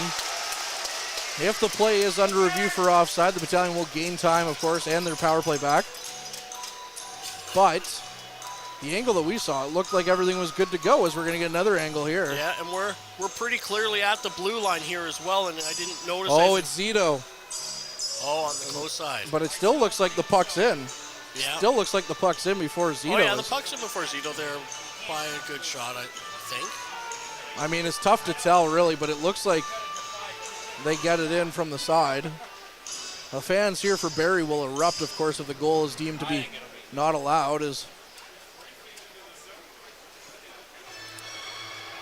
there's a puck across the line, it looks like there. Yeah, their motion, it is a good goal. Yep. So the Battalion will be up 1-0 here, officially. Off the goal by Ty Nelson, again, his 4th of the playoffs. Man, what a player he has been. Recently in my Facebook memories, it came up as the anniversary of Ty Nelson officially committing to North Bay. Yep. And I mentioned, what a change this team has seen in that time. Really, absolutely remarkable. As we're back underway here with play in the Battalion end, as Bodwin now playing with the puck behind the net. Bodwin takes it in, takes the backhanded chance, turned aside by DiVincentis, back to Kavanaugh at the point. Kavanaugh in deep now for Bodwin. Bodwin tied up in the corner. Arnsby gets to it, and now the Battalion just flip it away. Punnett pinching in. We'll send it back to the point to Matthews. Matthews back for Punnett on the far side wall. Punnett tries to flip the puck in, and Bodwin gets to it first. Now, the Colts' Ty York gets back to the point to Kavanaugh. Cross ice for Punnett. Punnett flips that one on net, hit a body in front and went wide. Now a battle behind DiVincentis' net. Winslow loses it, but Arnsby comes back to it. And now our Van Steensel gains the red line and shoots it in. Then he's knocked down by Kavanaugh. No call coming on that one. Matthews down the ice for Hislop. Hislop gets to it first, gets to Christopoulos. Quickly up the ice now. The Battalion gain the zone. Over for Romani with the shot. And that one just rode off the shoulder of Thornton and turned aside into the corner. Now Jodwin. Jodwin gains the zone into North Bay's end. Back for Cardwell. Cardwell back for Weigel. Weigel trying to get a shot. Another chance. And a backhand chance by Cardwell is turned aside by DiVincentis. Procession battling for it. Gets it back to Jodwin. Now to Hislop. Wakely behind his net picks up the loose puck. Up the boards to Procession. Procession loses it to the point to Clark. Clark walking in, takes a shot, picked his corner, and missed by about a foot. Hache turns it back in for Cardwell. Cardwell looking back for Clark, and Clark had vacated the point, so the puck's all the way back down to the Colts zone, and it's to Hache. Weigel in deep for Clark to Jodwin. Now Hislop with it. Hislop up the ice for Jodwin. Jodwin loses the puck to Zito, and Zito slowly out of his zone. Flips the puck down the ice, but Cardwell stops it. But it's back to Nelson, the goal scorer. Now in deep, Clark stops it in his own zone, looks for a stretch pass. He gives it away to Zito. Zito will have to wait, though, as McDonald was well deep, or Bloom was well deep into enemy lines, much like the front line today. Back out to the point now, McDonald plays it back, gives it away to Cardwell. Cardwell goes cross ice and carries that in. That was a shot by Frasca, missing the net to McDonald. McDonald with a shot, and that one's gloved down by Divinchentis. With 12:20 left here in this first period, the Battalion, or second period rather, have a 1-0 lead. Shots on goal 18-10 in favor of the Colts. Yeah, the Colts are keeping up with that shot lead, and like we've been saying all game, and every time I point out game like Freddie, when you're saying the Colts are looking spurty, and they're I can't correct that in any sort of way. They seem to have really good control for a while, and then they give it up for a bit. And North Bay has control for a while. And speaking of control, Cholach has it at the point in the Battalion end. Walking in, tries to make something happen, knocks it off the side of Divinchentis. So credit another save to the goaltender. As Zito retrieves the loose puck. Gets to Christopoulos, who flips it down, or rather he tried to get it past Savard but couldn't. Now Zito runs into a Colts player, that's Frasca, and the puck is bobbled back into Barrie's zone for Cholach, over for Akey. Akey flips the puck down to Savard. Savard looking for McDonald, it's off his skate and knocked into the Battalion zone. Christopoulos will get to that one first. And now McDonald is held up in the far side corner with the puck, and he picks it up, the loose puck that is, and gains the red line. McDonald leaving it for Bloom. Bloom cross ice for Zito. Zito couldn't get that one to settle down for him, and now Winslow has it. Leaves it behind the net for Bloom. Bloom back to the point for Christopoulos. Christopoulos over to McDonald with the shot, and that one missed the net off the end boards, but hit the end of the back of the net, so it didn't bounce out to the Battalion. Now Christopoulos looking to get it in for Zito to punt it. Punt it, flips it back out, and the Battalion pick it back up at center ice to Petrov. Petrov from Winslow. Going cross ice to Christopoulos. Christopoulos up ice quickly looking for Nelson. Nelson got a stick on it and batted it in. Now Nelson gains the zone, takes the shot, turned aside by Thornton. And now the puck's down there underneath Nelson, who crumpled, but Whittle will get back up. As a little bit of a collective holding of the breath here for Battalion fans. Akey gets it back to Lucan. Lucan plays it back to Nelson. Nelson gains the red line, flips it in cross ice, and is to the near side of the Colts zone now with Petrov and Akey battling for it. Ertel coming away with it, gains the puck in the slot, takes a backhand shot on net, and it just missed the net. And now Nelson gets the puck back in the neutral zone over to Lucan. Another Go Troops Go chance starting here at the Sadlon Arena. 10 minutes left in the second period. Puck down the ice, Grisolia gets to it. And now he has it at the red line, tries to flip it into the Battalion zone, he does.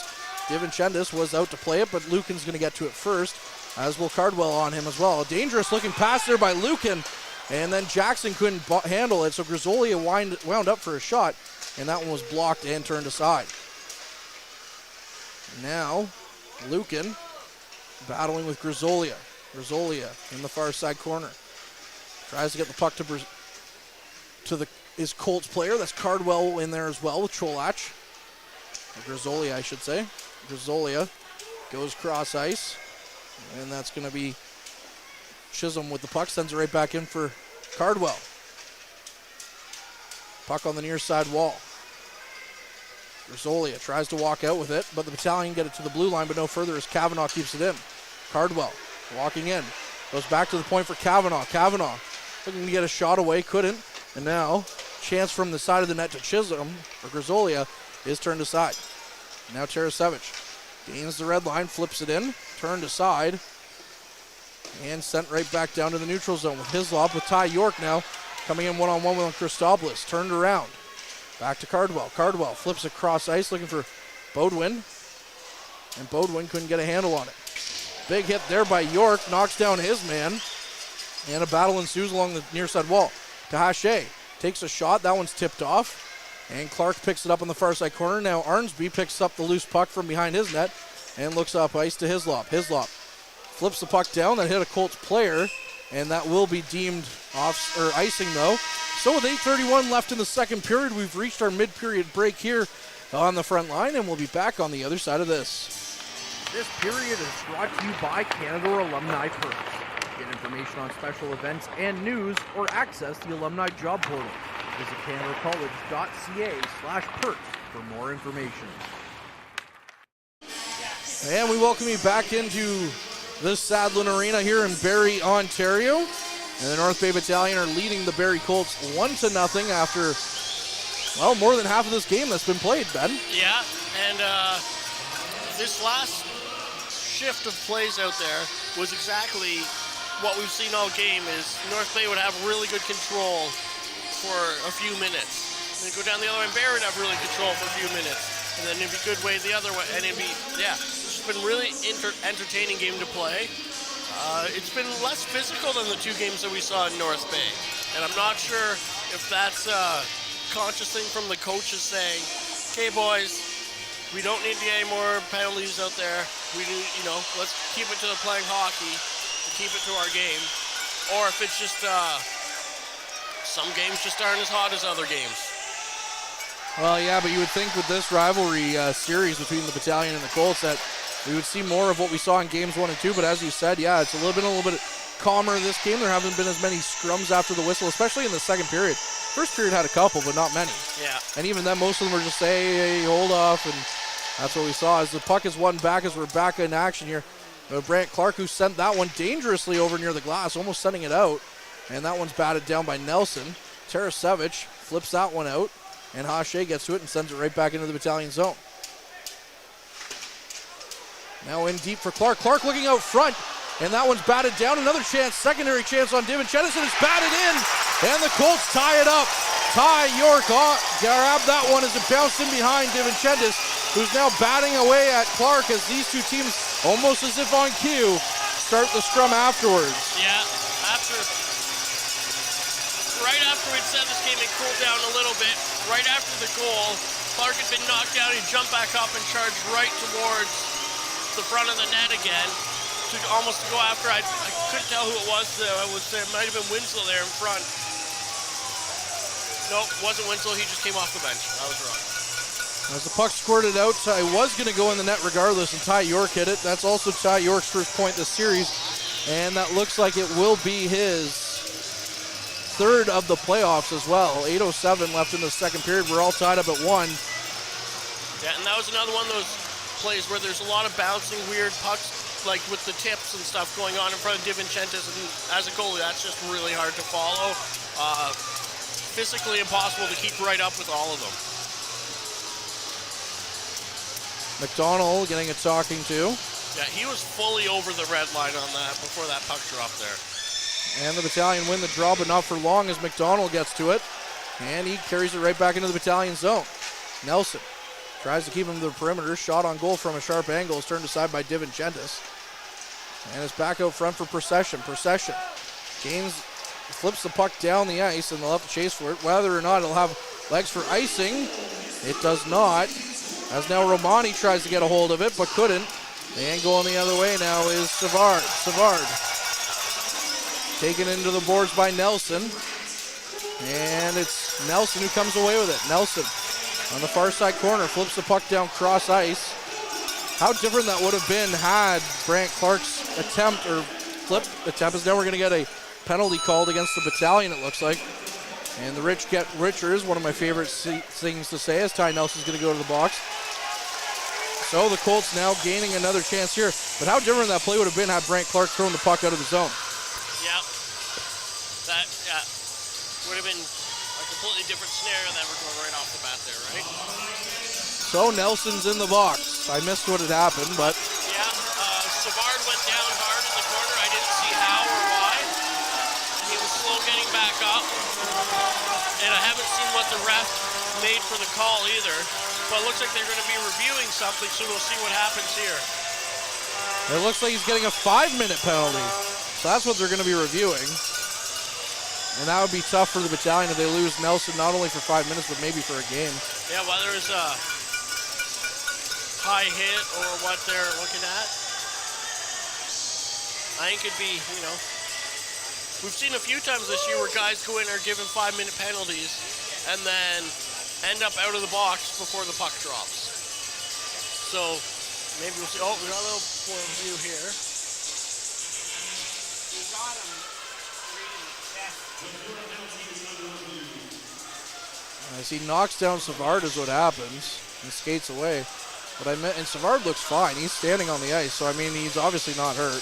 Yeah. He looked around though as if he was gonna he looked around looking for a penalty on the ice. Yeah. Now Savard was going in for the hit. So it almost just looks like Nelson stood him up, but I can't entirely see. Yeah, the zoom in, the play starts from an outside angle. Oh, that's what it is. They're saying. Looks like Nelson got the stick up there, maybe. Potentially, for sure. The angle's not the greatest because it starts from the wide angle and zooms in as it's happening. Yeah. So you can't really see what's going on.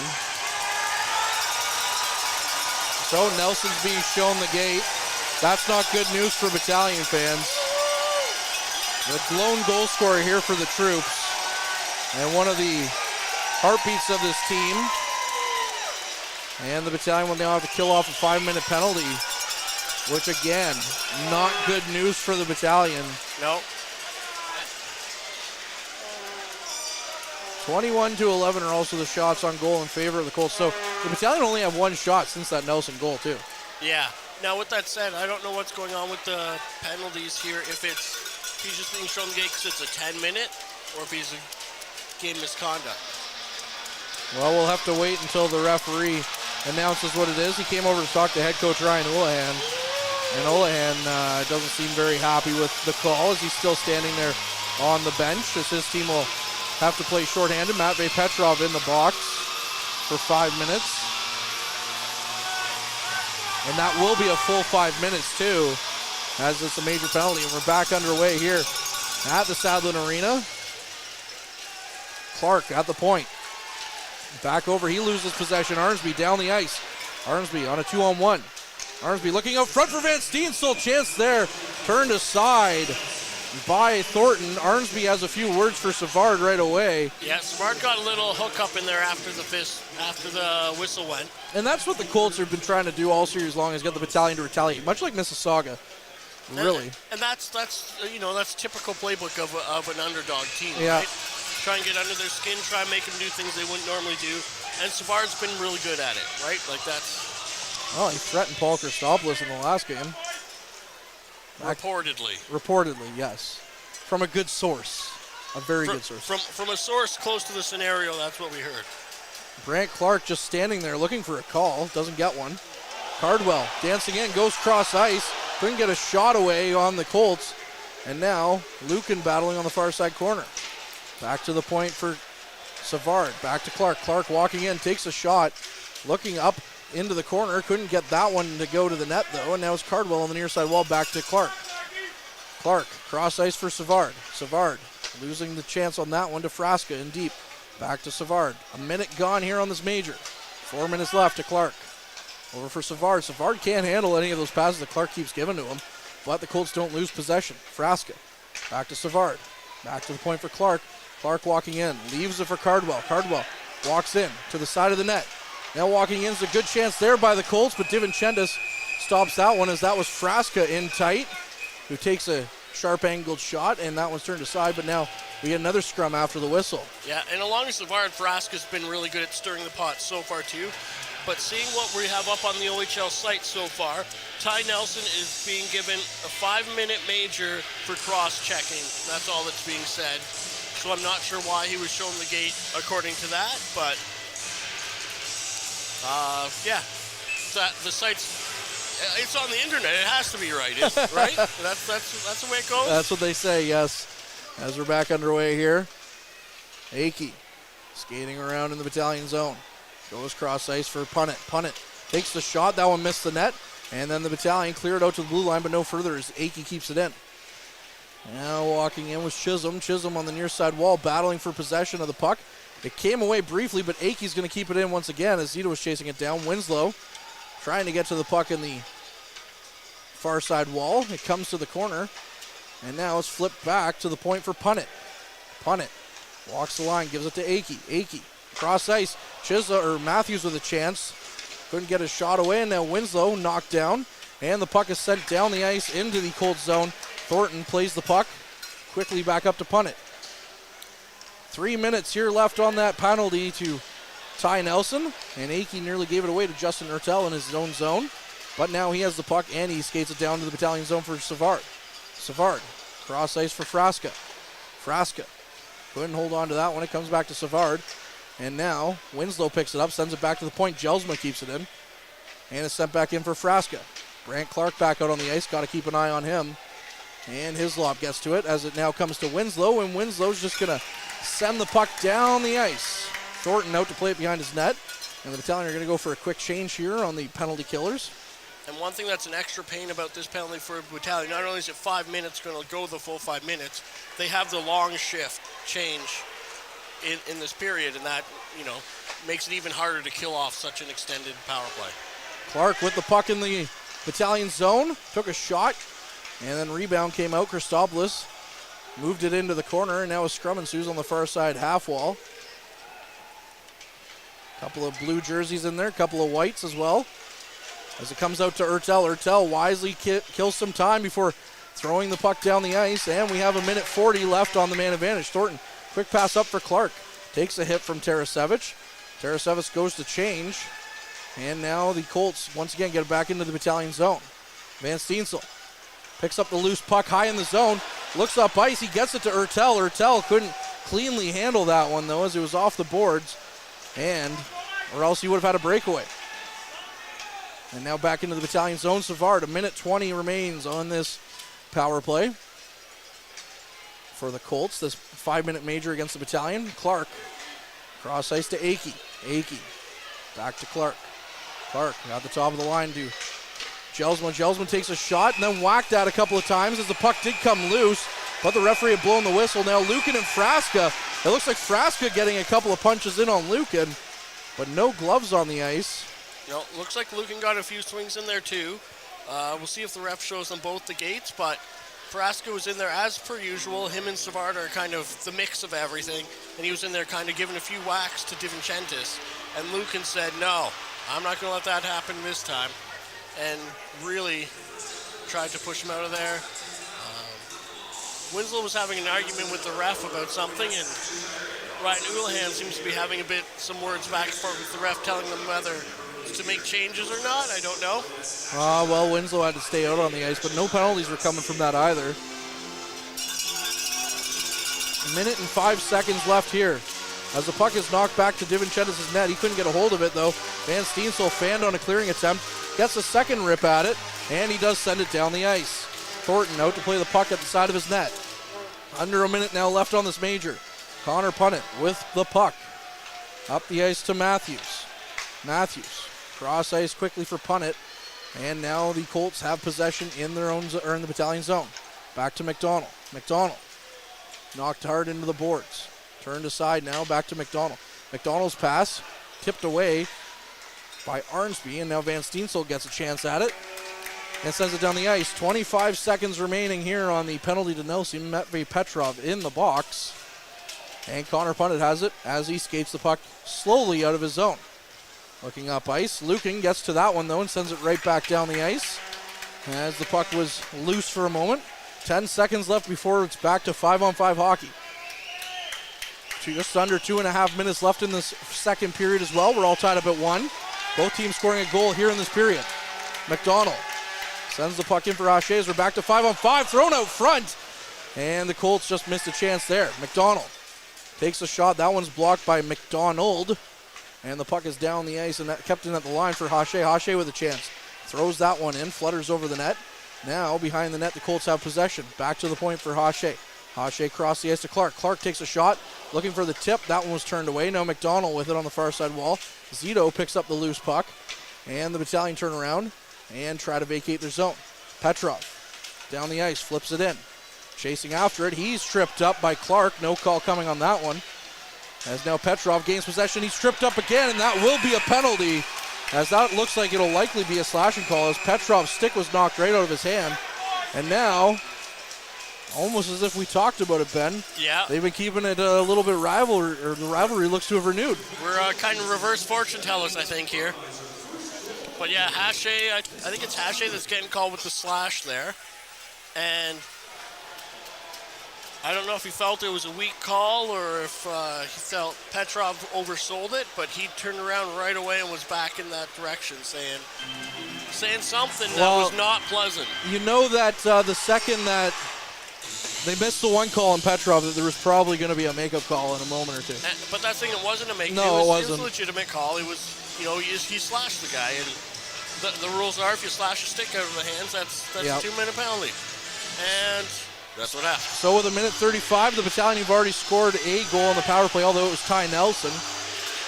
Are back out on the ice with the power play. Jackson in for the draw with Frasca, and Frasca wins it, but it's back to Zito. Zito on the near side wall, back to Jackson. Jackson walking in, flips it in deep for Romani. Romani back to the point for Winslow. Winslow for Petrov.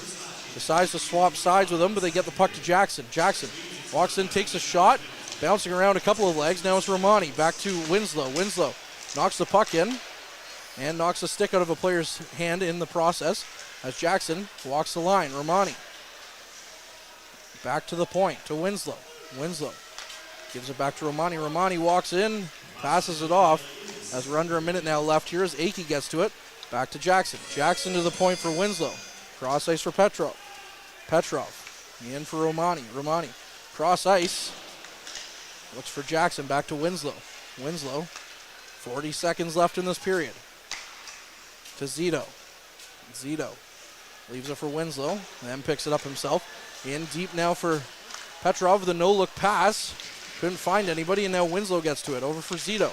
Zito. Far side for Jackson. Jackson with a quick little shot in. And that one's turned aside. Now Romani behind the net. Looking for Petrov. Gets it back to the point. Petrov in for Romani. Romani walking the line. 16 seconds left. In tight for Jackson. Jackson with a shot. Turned aside by Thornton. Another chance. Whacked at it. And the Colts looking to go the other way. Akey walking in with 6 seconds left. That looked offside. Looks the puck back to Clark. Takes the shot. Turned aside by DiVincentis. And that'll do it here in this second period. With 25 seconds left on the Hache penalty. And that's what the Battalion will have to start the third period with. We're all tied up at 1. Shots on goal, 27-12 as well for Barrie through 40 minutes of play. Yeah, the big numbers of those shots though came on that long 5-minute power play where, you know, I think that penalty kill was a huge win for the Battalion. To come out of a 5-minute kill like that, with the long change, no goals against, I think that's a huge victory that they're going to be saying in the room. You know, we basically were told we're not winning that period by the refs. That's essentially what it is. Ty Nelson will, I think he's been shown the gate, but maybe he will come back, and that'll be big news for the Battalion if he's able to come back at some point. Of course, with the 10-minute misconduct, we usually see the players come back out in the next period, but they'll be shown the gate. So, but that being said, we'll break down everything, and we'll also have a video presentation for you as well in the second intermission on the other side of this. Of course, I'm Courtney Kenny. He's Ben Long. As always, keep your eye on the front line. Average Joe's Eatery and Patio Bar is North Bay's only year-round lakefront restaurant. On the shores of beautiful Trout Lake, we have been serving delicious food and stunning views since 1999. Indulge in one of our delicious menu items, or simply sit with a cocktail in hand and watch the beauty of Trout Lake before your eyes. Check us out online at averagejoes.net or visit us in person at 3501 Trout Lake Road, North Bay. As a Canadore College alumni, you have access to perks. Canadore Alumni Perks. This is a lifetime membership that includes special access to great offers, opportunities to get involved, and so much more. Graduates can access discounts and special offers from businesses and hotels locally, across Canada, and internationally. Get information on special events and news, or access the alumni job portal. Keep in touch with Canadore's alumni office. Visit canadorecollege.ca/perks. Great things happen here. You rely on your vehicle to take you to the places that matter most to you. So bring your vehicle to the team you can rely on to keep it running at its best. Dave's Automotive Services. Whether you're getting your car or truck ready for the season with a tire change, making sure you're safe on the road with an inspection and certification, or doing your due diligence to keep your vehicle in tip-top shape with regular maintenance, Dave's Automotive Services has you covered. Expert troubleshooting, quality repairs, and time-efficient labor are the 3 stars of service you can expect when you bring your car or truck to Dave's Automotive Services at 411 Airport Road. Call 705-478-5544 and book your appointment today. The Frontline Podcast, Season 3. Courtney Kenny, Matthew Sukram, Derek Lindemann, Bob Coles, and Ben Long bring you closer to your favorite teams like never before. Covering everything to do with hockey in the North Bay area, exclusive interviews with the North Bay Battalion staff and players, expert analysis on the OHL, NOJHL, and more, keeping you up to date on all things Voodoos, Trappers, Lakers, and more. It's a new season, it's a new adventure. The Frontline Podcast Season 3. Available wherever you download your favorite podcasts. Tonight's broadcast is brought to you by Average Joe's Eatery. Average Joe's, where we want your experience here to be a happy one. 3501 Trout Lake Road. And we welcome you back to the Frontline Game Day broadcast here at the Sadlin Arena from Barrie. Of course, we're all tied up at 1, but we'll do a bit of a deep dive here of this game statistics momentarily. First, we'll take you around the OHL. London Knights are up 4-0 midway through the third period on the Kitchener Rangers. Sarnia Sting and Saginaw Spirit halfway through the second is tied at, or halfway through the third is tied at 1. And in the third period, it's all tied up at 2 between Peterborough and Ottawa. Bit of an interesting series to keep an eye on there. That series is tied up at 1 as well. Here we have this game is all knotted up at 1. Both goals coming in that second period. The Battalion getting just 4 shots on goal in the second period. Barrie getting 14. Total 27-12 in favor of Barrie. The Battalion on the power play, rather the Ty Nelson goal not coming on the power play, they say, as it's 0 for 3, and the Colts are 0 for 2. Faceoffs won 21-16 in favor of the Colts as well. Goals coming 5:09 into the second period. Ty Nelson getting his 4th of the postseason. Ty York getting his 3rd at 11:53. And penalties in the second period. Braden Hache, delay of game, going off at 4:08. So the Nelson goal is a penalty. There is a power play goal, but they don't say it is online. But anyways, that's besides the point. Ty Nelson getting a match and a cross-checking. So that's a major. So Ty Nelson will not be back in this one. At 12:41, killing that one off, and then Braden Hache still serving. He still has 25 seconds left in the third period on his slashing penalty. That came at 18:25 in that period. I'm Courtney Kenny. Ben Long's here as well, all the way down in Barrie. But right now, we're going to take you to a presentation of our most recent Frontline podcast. And of course, I got to tell you right now, judging by the fact that we're coming down to Barrie twice this week, plus, we have lives. Not sure if we'll record a podcast this week, but hopefully we will get a chance to break down some of these games for you at a time, and also the OHL draft this weekend, so hopefully we'll get some special guests in the studio for that one as well. But that being said, as I said, we'll take you to a quick snippet from our most recent episode featuring Ben Sargent, Matt Sukram, and yours truly on the front line. The front line starts now. That this is going to be another fun year of these two teams. Again, like I said before in the podcast, I think that the Battalion are much deeper than the Barrie Colts are. I think their goaltending is way better than the Barrie Colts have. The Barrie Colts, again, I think that they are being led and pushed by one gigantic superstar of a player, and I think that the Battalion have the depth to shut that guy down. Well, they proved it, right? Like they proved it in the two games. losses to Hamilton were the 2 games Brent Clark didn't play. He had 17. Oh my God, I lost it. I had it up here. In case anyone was wondering who the giant superstar on the back end is, it was Brant Clark. Yeah, he actually leads all the skaters in points right now. Yeah, 17 points. Yeah. So he's absolutely ridiculous, and I don't think anyone could take away anything that he's done this year, regardless of how the playoffs wind up. But if you remember, before he came back, Barrie wasn't a great team. They have some good players in like Cardwell, Vierling, Jelsma. All that. But they don't have the depth that North Bay has.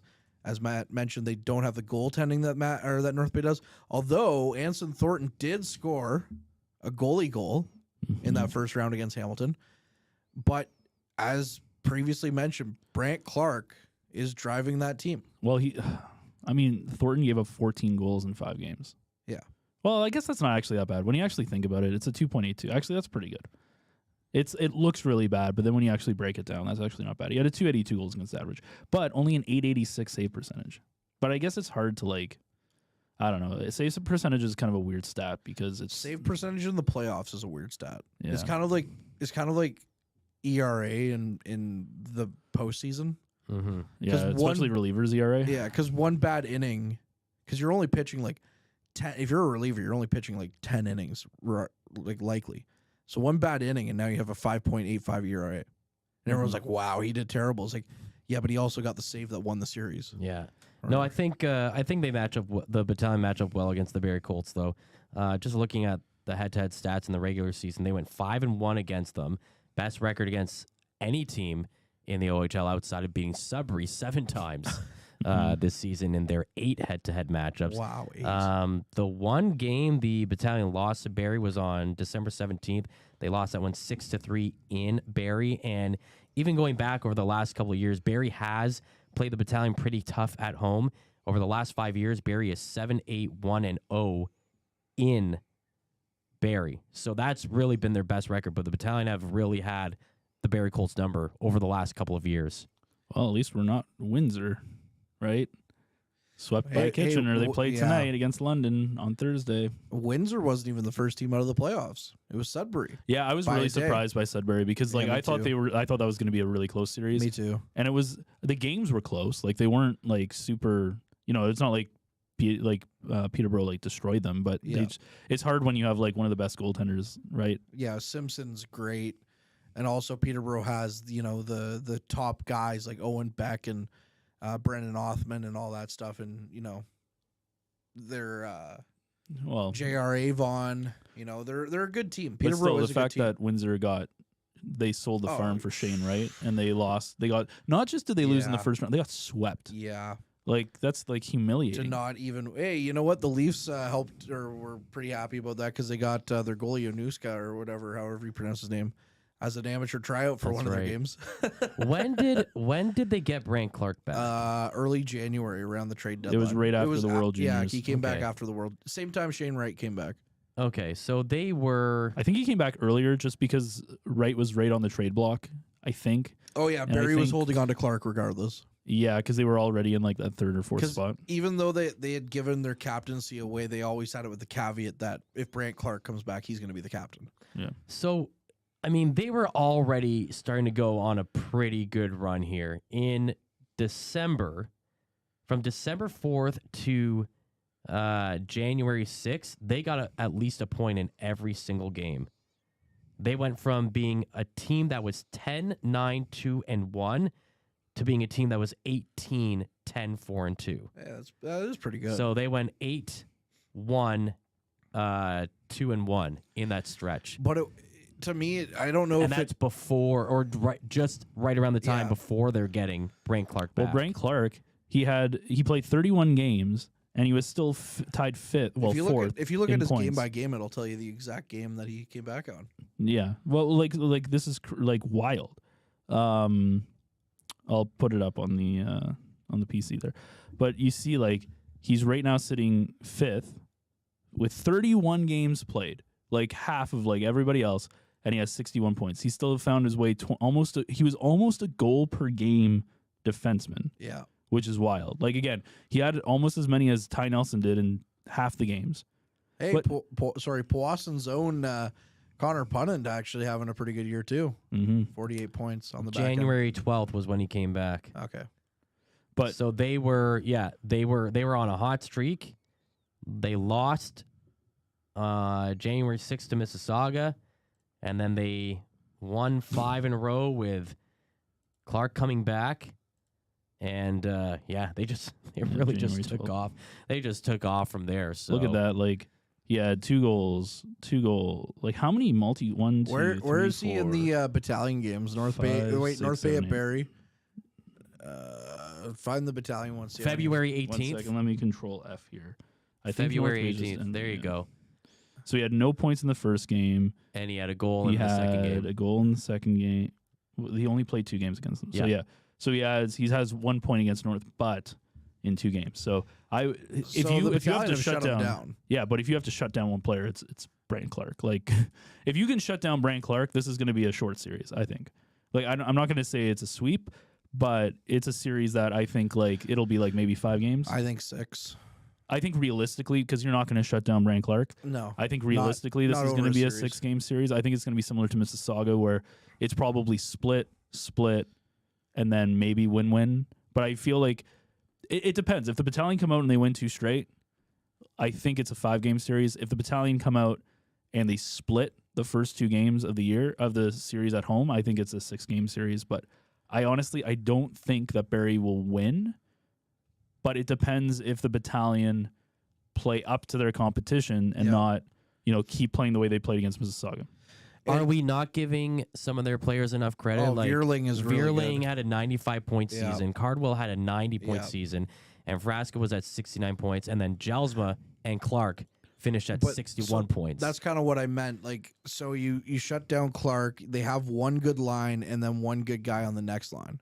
Well, You know Vierling what I mean? has 10 points in the playoff. He only has 1 goal, 9 assists on the playoffs. But they're probably looking at that going, well, Petrov's not scoring, Yeah. right? Yeah, It but could be like, the same if thing. you say who do you have to shut down in North Bay, who are you going to say? Right.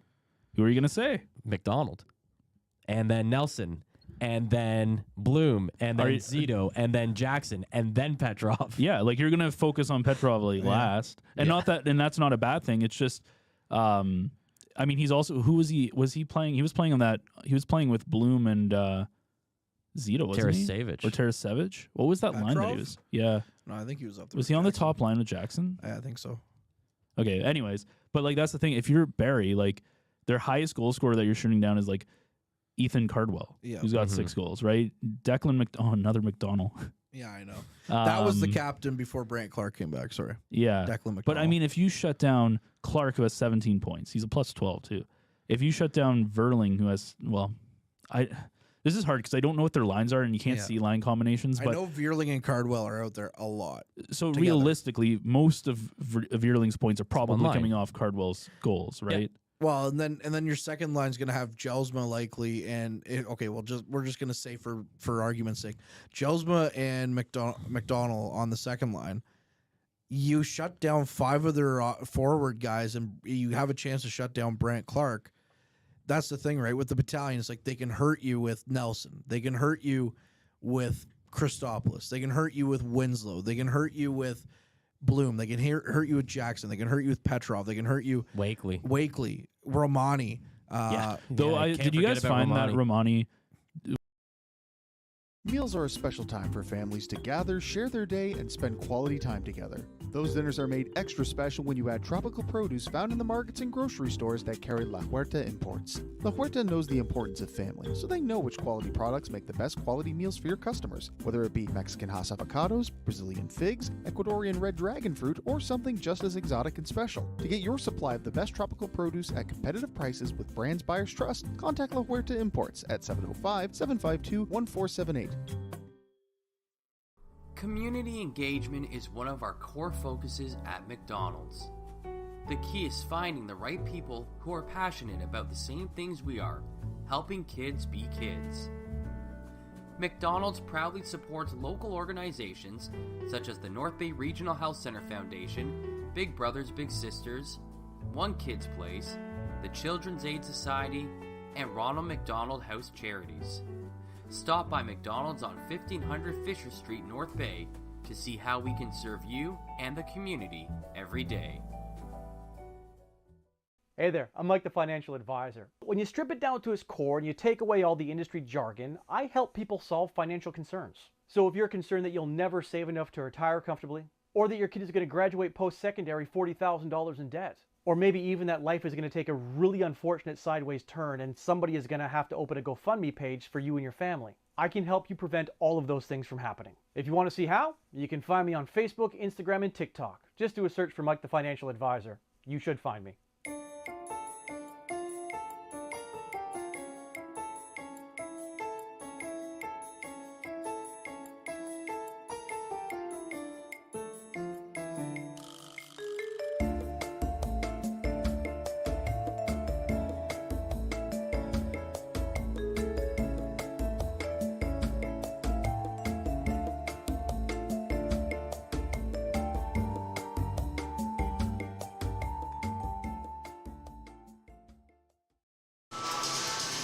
And we welcome you back inside the Saddlon Arena here in Barrie, in Ontario, with the North Bay Battalion and Barrie Colts tied 1-1, much like the series is, tied 1-1. I'm Courtney Kenny, pleased to be joined by Ben Long, Ty Nelson, nowhere to be seen for the battalion as he got a match penalty. The battalion will start on the power play for 25 seconds. As we see Paul Christopoulos out there, ran into his brother Alex while I was out and about during intermission. He's here playing the Brady Tkachuk to Matthew Tkachuk last year in the playoffs. Of course, supporting his brother as his Windsor Spitfires lost in 4 straight to Kitchener in the first round. Not the ending that I'm sure many in Windsor envisioned. No, I don't imagine you brought that up to him either. No, I just said hello and moved on. Matvey Petrov with a sharp angle shot turned aside by Thornton. Ertl playing hard on the puck as the puck is still deep in the Colts territory, but we're back to 5-on-5 now as Petrov tripped up, sends the puck back to Christopoulos. Christopoulos with the shot turned aside by Thornton. Ertel out front, and that shot attempt just fanned on by Kyle Jackson. The Battalion in their home whites are going left to right in this period. The Colts in their, or I should say their road whites, not their home whites. The Colts in their home navy blue jerseys with the orangish yellow lettering. Something that you wouldn't think would work, but does. Yeah. Going right to left. Now it's Arnsby. Overskated that puck. And Savard gains the red line, flips it into the Battalion zone.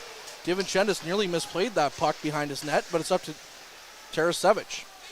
Tarasevic to Arnsby. Cross ice to Lukin. Lukin up the ice. His pass couldn't go anywhere as it hit a body and came back. And now he sends it cross ice deep into Colts territory. Tarasevic winding up for a shot, and he sends that one wide. Braden Hislop goes in and sends the puck in deep, but it's right back to him as he tries to take down McDonald. Now Tarasevic with it, as we're just under 2 minutes played here in this third period. Battalion have come out flying so far in this third period. Up the ice to Zito. Zito leaves it behind for Hislop, gets it up for McDonald, who tips the puck in, and Zito will chase after.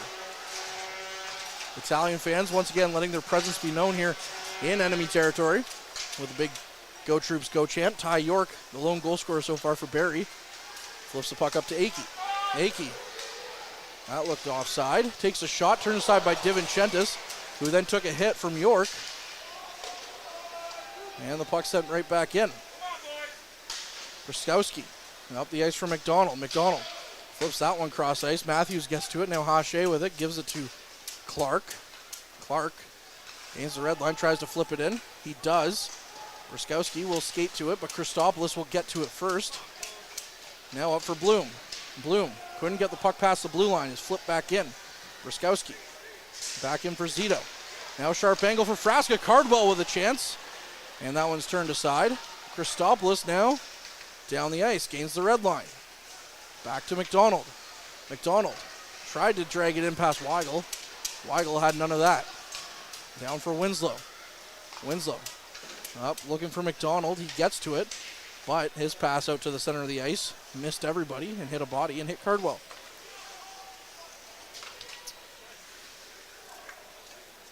Colts with possession in their own zone. Slowing things down behind the net was Kavanaugh, leaving it for Punnett. And Punnett now has the puck from his own zone. Connor Punnett from Powassan.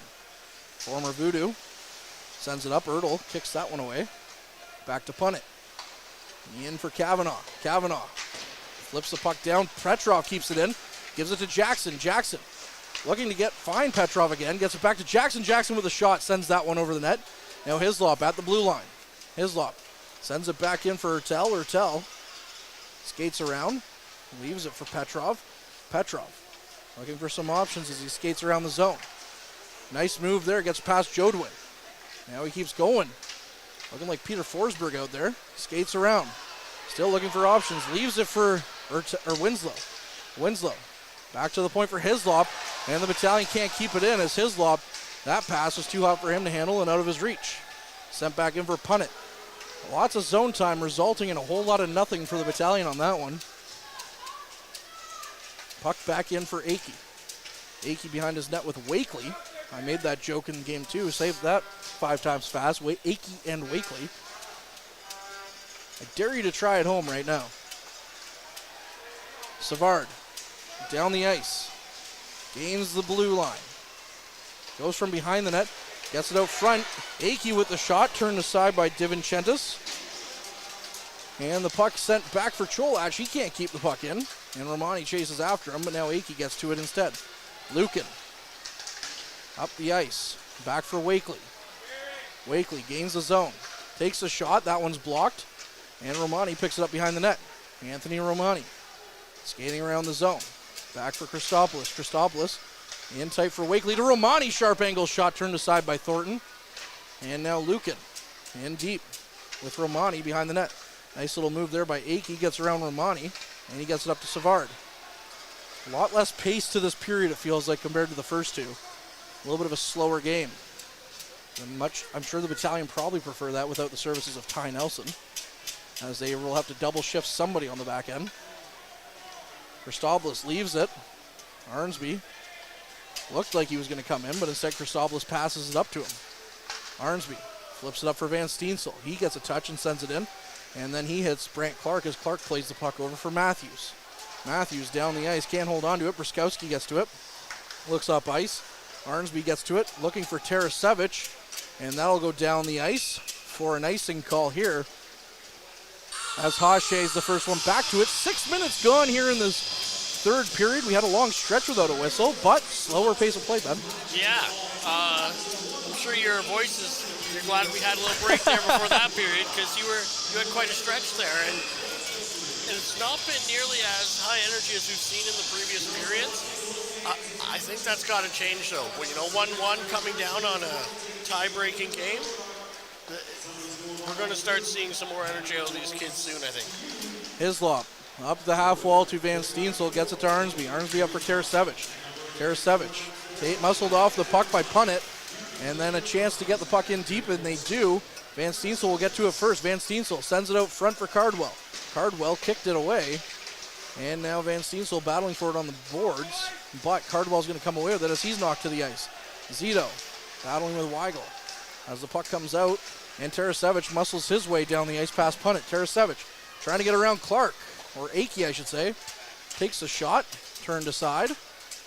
Cardwell with possession in the neutral zone. Dances around Bloom, carries the puck in.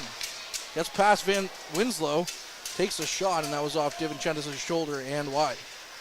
Cardwell walking in through the middle of the ice, takes a shot. Weigel sends that one in deep. Frasca now with it. Back to the point for Chisholm, or Cholach. Cholach takes a shot, blocked by McDonald. And now Cardwell at the side of the net to Weigel. Good save there by DiVincentis. Turn that one aside. Zito out of his own zone with some speed here as the fans here are urging the Battalion on. Rizzolia down the ice, his pass missed its mark, and that'll be icing as Winslow will get to it first. And the Battalion will try and get something started here on an offensive zone draw with 12:33 left in this third period. Yeah. Now, one thing that I've noticed is I haven't particularly noticed the lack of Nelson.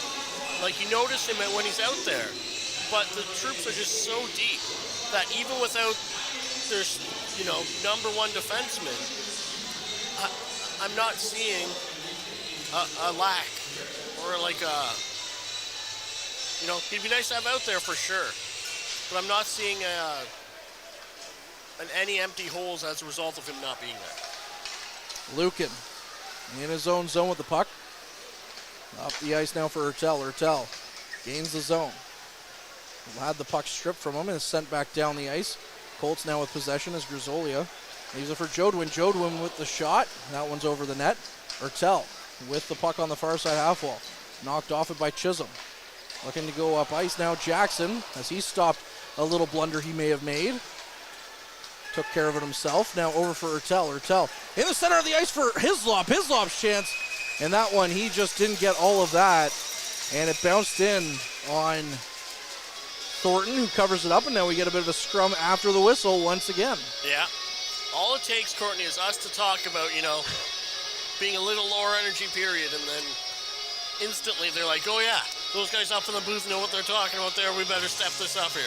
I don't think anyone's ever accused us of knowing what we're talking about, but I'll take it. I don't think that's, it's not a problem we run into on a regular basis here on the front line, but we have a good time. We do have a very good time.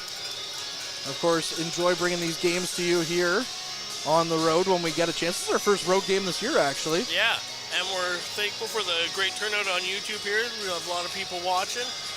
So thanks to all you at home that have tuned in for this game. And Mike Brito, I do not love this bar, so you can stop commenting that. Yeah. My Maple Leafs not doing so good, losing 6-2. They looked like they were trying to make a game of it, coming back and scoring 2. Yeah, that's, I don't know if that's a good omen with the way the series started last year. Hey, you know what? The Leafs blew out the Lightning in Game 1 last year and lost in 7. This year they're getting blown out by the Lightning in Game 1. Yeah. So we have some ice repairs going on there while the looks like we're just about ready to drop the puck here again. Bloom coming in for the draw for the Battalion. Former captain of the Saginaw Spirit in against Declan McDonald, the former captain of the Barrie Colts, as he took over while Brant Clark was playing in the NHL, AHL, and World Juniors this year to start. Brant Clark's got a lot of miles on him this season for sure. Out front for Zito. Zito with a shot. That one's off the shin pads there of Akey. And now it's sent back in for McDonald, but he couldn't corral that one. Now in the corner. Savard with it. Takes a hit from McDonald. Makes the play though. And the puck is up the ice for Zito. Zito flips it right back into the Colts zone. Although, not much power behind that one. So the Colts regain possession. Jelsma leaves it for Savard. Savard for McDonald. Up the ice now for Bloom. The Battalion with some speed. Bloom tries to take a shot, fans on it. Now it's back to Zito. Zito walking in, leaves it for Bloom. Bloom with the shot turned aside by Thornton. And now Winslow keeps the puck in deep. Winslow stops up, looking for some options, sends it back to the point for Bloom. Bloom flips it back in, and McDonald will have to get it on the near side wall. Back to Christopoulos. Christopoulos sees the puck hop over his stick, and the Battalion will have to regroup now. As the puck's down into their zone. And that'll be icing. So, we'll get another offensive zone draw here for the Troops. At 10:51 left in this third period. Yeah, and Zito hit Jelsma into the half-open door there, and then he was down for a second, but he's got up fine, and the trainers walked away, so it looks like no harm, no foul. We'll see what we can do in the offensive end. A bunch of times this game so far, I'm like, I'm liking this line out there for the Troops. Yeah. But that's every line. Like, they're just so deep and so evenly balanced. Well, now we see a new look line here of Wakely, Romani, and Petrov. As Romani tried to backhand the puck in, and it's stopped by Jelsman and knocked down the ice. Lukin will be the first one to it in his own zone. Looking up ice quickly, gets a piece of Petrov, so no icing there.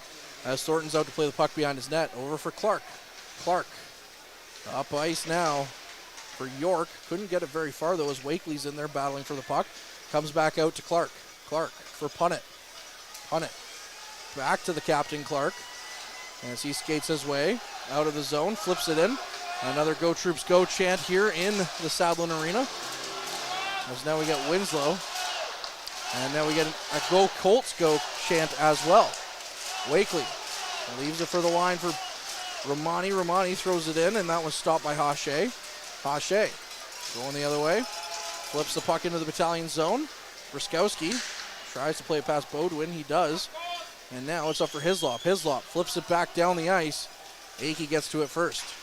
Akey up to Cardwell at the blue line. Cardwell stood up by Hislop, and Akey picks it back up at his own blue line. Cholach in his own zone. Twisting and turning goes to Akey. Akey back for Cholach. Cholach up the ice for Frasca. Frasca flips that one in backhanded to DiVincentis. DiVincentis rims that one around the wall. Cardwell got a piece of that one. Didn't see where it went. And the San Jose prospect nearly lost it to Arnsby as they flip it back around the end wall to Cardwell. Cardwell leaving it for Frasca. Frasca battling for it. And now the puck squirts loose to Van Steensel on the far side half wall. Weigel battling for it, comes out to Briskowski. Briskowski trying to get the puck out of the Battalion zone, gets it up for Tarasevich. Tarasevich loses it to Cholach. He's taken down. Weigel cross ice. Good defensive play there by Hislop. Negates the mini 2-on-1. Chisholm sends it back in. Cardwell behind the net, looking for options. As Brant Clark's back out on the ice now. Goes cross ice to the captain. Takes a hit there by Tarasevich, knocked down. Arnsby now whacking at it as two bodies are down there, Tarasevich and Clark. With Arnsby eagerly whacking away at the puck as the whistle will be blown as no one was moving the puck anywhere, and that'll bring us to our mid-period break here. With 8:24 left in this third period, we're all tied up at 1 on the front line. We'll be back on the other side of this. This period is brought to you by Canada Alumni Perks. Get information on special events and news or access the Alumni Job Portal. Visit canadacollege.ca/perks for more information. Tonight's 3 Stars is brought to you by Dave's Automotive Services, 411 Airport Road in North Bay. Expert troubleshooting, quality repairs, and time-efficient labor are the 3 stars of service you can expect from Dave's. Players to Watch is brought to you by Mike the Financial Advisor. If you have financial questions, he has financial answers. On Facebook, Instagram, and TikTok at Mike the FA. And we welcome you back to the Frontline Game Day broadcast here in Barrie as we went on a little bit of a road trip. All tied up at 1 here, and we'll talk about our players to watch, which are Ethan Cardwell for the Colts, who has no points in the game, and Kyle Jackson for the Battalion, who has no points in the game. Yeah. But both have been around the puck a lot this game. Yeah, we've seen both of them have some pretty good chances on the net. In a series like this, you can make the goalies players to watch every game. So even with our players to watch, it's hard to say necessarily whether they're going to put any numbers on the board. But there's a lot more to the game that people contribute than directly putting a goal on the board. So that's not to say they haven't been without their positive sides tonight. But yeah, neither of them have, in a rare thing for us, neither of the players to watch have a point so far. Yeah, usually we're pretty good at, but it's usually Derek Lindemann who's making the choice, so he's usually right on the money. As we get Brant Clark now in tight. And now it's to Bodwin. Bodwin skating around the Battalion zone with Jackson right on him. York flips it back out to Clark at the point. Clark takes a shot. That one's blocked by Petrov. And then Clark taken hard into the boards. Jackson leaves the puck, loses it though. And it's another chance there by Matthews. And DiVincentis at the top of his crease makes a butterfly save there, covering it up. Yeah, and that's typical DiVincentis. He makes lots of beautiful saves, but the thing that impresses me the most about him is those saves where he makes them look easy, right? He's just in the right spot, doesn't give up a rebound. It hits him, he absorbs it. That's what you want to see out of your goaltender. Dom DiVincentis, arguably the best goaltender in the OHL. If not, he's one of the best goaltenders this past season in the OHL. Yeah. And we're very fortunate in North Bay to see him. Back to the point for Cholak. Cholak in for Savard. Savard's shot attempt turned away by Zito, and now Zito has possession. Zito up the ice to Bloom. Bloom flips the puck down the ice, and Akey gets to it. Now it's Cholak. Cholak flips the puck down, and Hislop will chase after it. Hislop in his own zone behind the net, flips it up for Bloom. It bounces under his stick, and Akey gets it back in the neutral zone. Down the ice once again. McDonald sends it in cross ice, and Savard chasing after it with Lucan. Lucan tries to flip it in for Hislop. Hislop behind the net for Lucan. Lucan up to Bloom, back to Zito. Zito tried to find Bloom again, and Bloom wasn't up as far as the pass had gone, so the Colts have possession coming back into the Battalion zone. Savard for Zito. Zito kicks that one aside, punt it, flips it back in, and Zito now with possessions flips it down, or rather takes a trip. And now McDonald goes cross ice looking for Bloom. Bloom battling with Kavanaugh. Kavanaugh gets to that puck, flips it up ice for Gelsman. Gelsman cross ice for McDonald. McDonald in for with Winslow battling him. McDonald runs into Zito, and now Winslow has the puck squirt loose, and Christopoulos comes in for support with Grisolia in there as well. Grisolia shoveling at the puck, and now we get another scrum just along that board where the puck's not moving, and we see a Colt player leave, McDonald. Chisholm comes back, battling with Zito. Puck still not going anywhere. Chisholm finally makes it move, and Zito will get the puck to get out of the zone, or get out of that scrum, and then McDonald gets to it, tried to flip it up, can't get it out, and the Battalion finally do, as now they go for a quick change. Hache skating in, tried to get around Winslow, couldn't. Now in deep is Jodwin. Jodwin gets it in for Grisolia, who takes a quick, sharp-angled shot. DiVincentis had that one off the shoulder, and it bounced in. Yeah, and he was very quick or bounced to get down, I should say, not bounced in. Yes. John was very quick to, once I was down, get the glove down on it before anyone from Barrie had a chance to get there and make any moves on the puck. But yeah, North Base is getting hemmed in a little bit right now.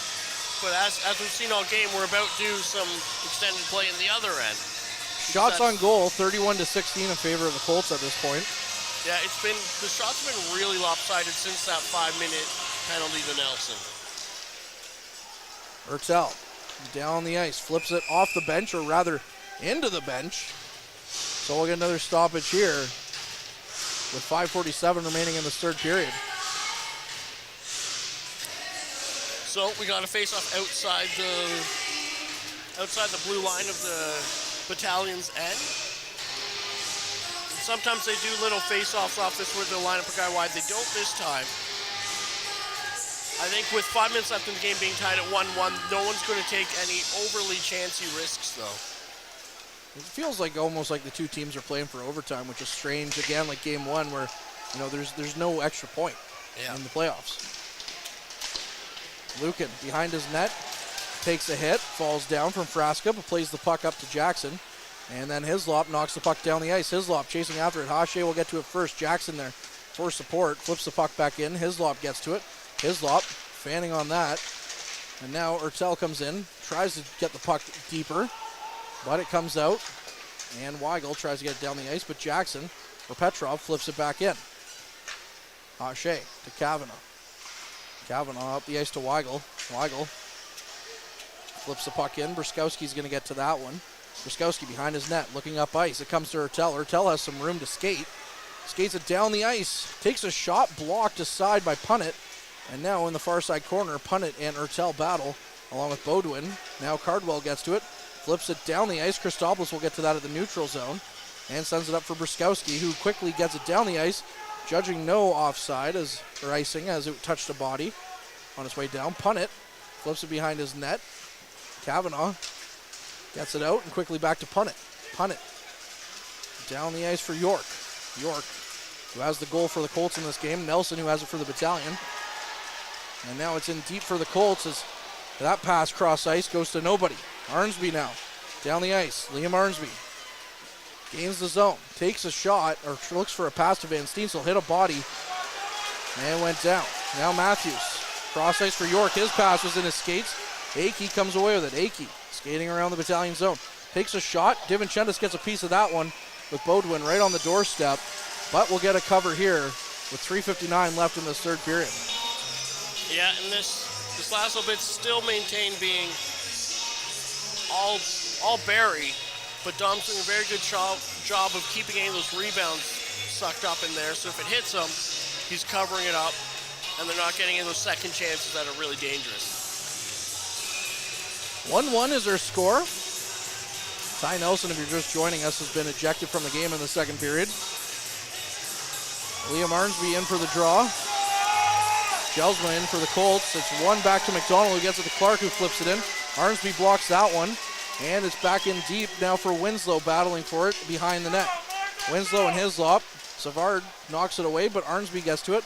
Gets it up to Van Steensel. Van Steensel skates the puck out, flips it out, knocks it down the ice. Thornton nudges that one aside to Punnett. Punnett to Clark. Clark with some speed into the Battalion zone. Going cross ice for Savard. Savard looks to throw that one on net. And now the puck down the ice. Bloom in a foot race with Punnett. But Punnett had the inside track. Punnett sends it right back down for Savard. Savard throws it out front. Another chance there, turned aside by Divinchentis from the slot as the Colts with a good-looking chance there. They're first into third. Cholach with the shot. That one misses the net. Turned aside now, Gelsman gets it in for Savard. Savard along the near side wall, gets it back to Zito.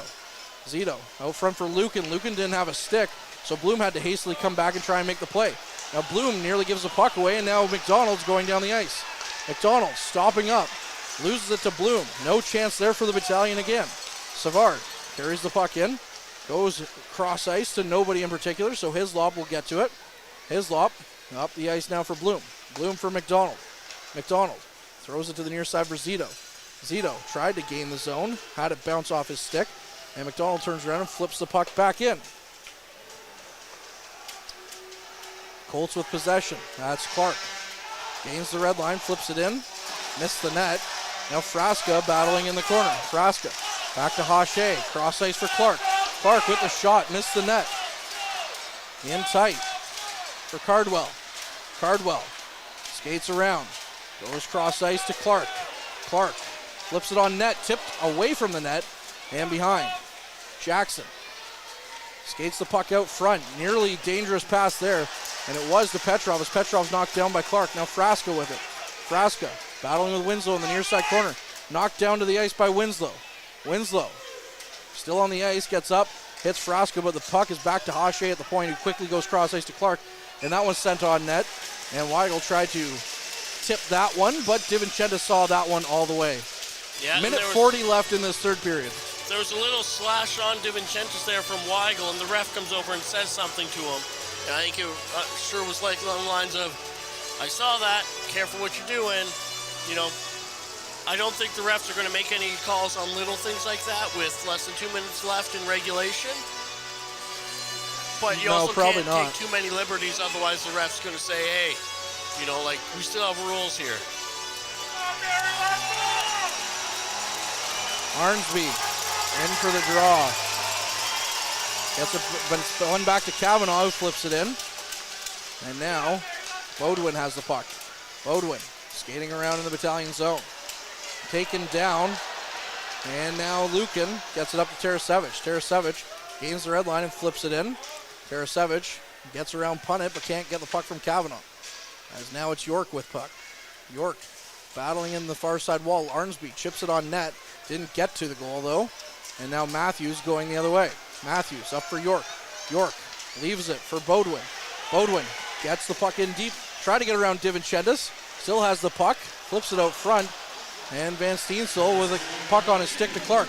Clark with the shot. And that one's turned aside. Now Punnett flips it back in. Back in deep for York. York behind the net to Lukin.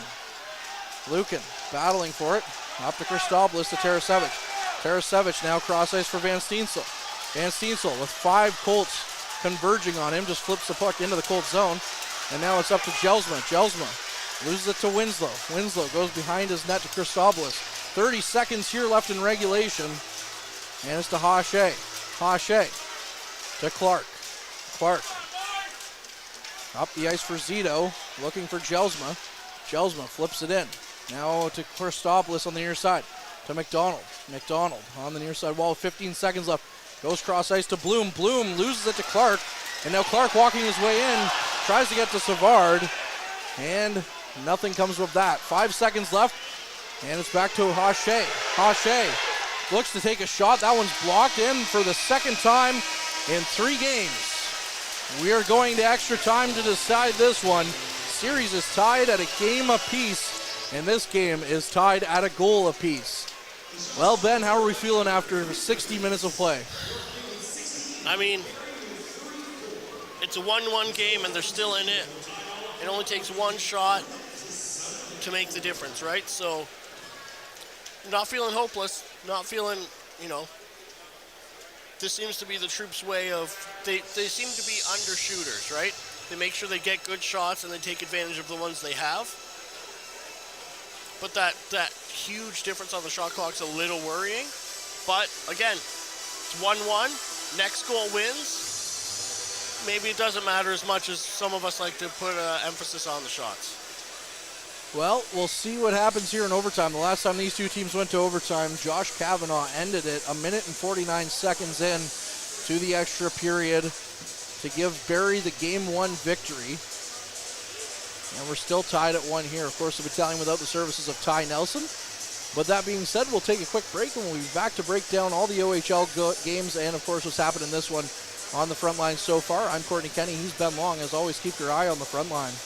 Meals are a special time for families to gather, share their day, and spend quality time together. Those dinners are made extra special when you add tropical produce found in the markets and grocery stores that carry La Huerta imports. La Huerta knows the importance of family, so they know which quality products make the best quality meals for your customers, whether it be Mexican Hass avocados, Brazilian figs, Ecuadorian red dragon fruit, or something just as exotic and special. To get your supply of the best tropical produce at competitive prices with brands buyers trust, contact La Huerta Imports at 705-752-1478. Community engagement is one of our core focuses at McDonald's. The key is finding the right people who are passionate about the same things we are. helping kids be kids. McDonald's proudly supports local organizations such as the North Bay Regional Health Center Foundation, Big Brothers Big Sisters, One Kids Place, the Children's Aid Society, and Ronald McDonald House Charities. Stop by McDonald's on 1500 Fisher Street, North Bay to see how we can serve you and the community every day. Hey there, I'm Mike the Financial Advisor. When you strip it down to its core and you take away all the industry jargon, I help people solve financial concerns. So if you're concerned that you'll never save enough to retire comfortably, or that your kid is going to graduate post-secondary $40,000 in debt, or maybe even that life is going to take a really unfortunate sideways turn and somebody is going to have to open a GoFundMe page for you and your family, I can help you prevent all of those things from happening. If you want to see how, you can find me on Facebook, Instagram, and TikTok. Just do a search for Mike the Financial Advisor. You should find me.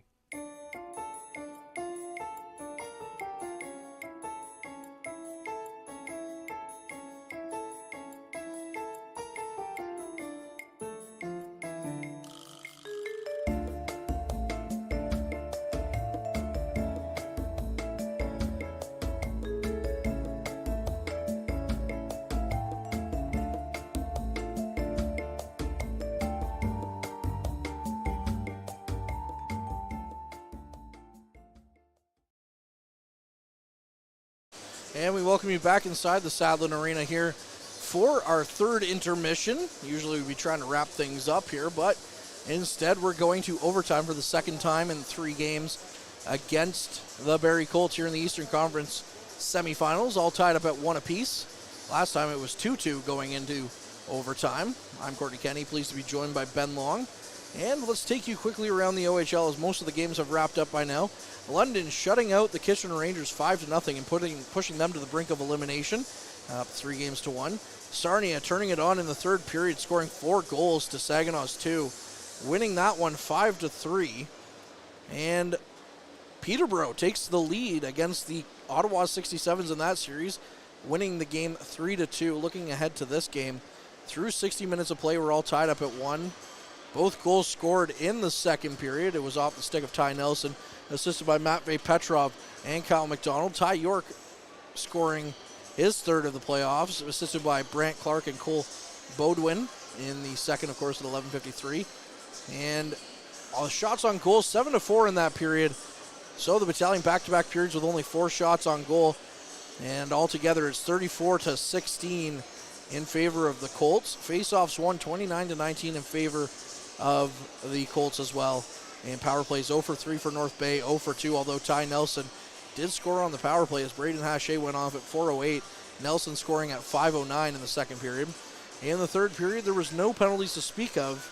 So that's where things stand as of right now. Of course, if you're a Leafs fan like me, you're probably not too impressed with the 6-2 thrashing of the Tampa Bay Lightning to this point in Game 1 of their playoff series. But the Leafs obviously have to show some life in that game or else might get run over. But hey, all is not lost, Leaf fans, as they got thrashed, or they thrashed the Lightning pretty good in Game 1 last year, but the Lightning came back to win that game in 7, whereas the Leafs are down 6-2 in that third period here so far, and we'll try and get you some scores from around the NHL.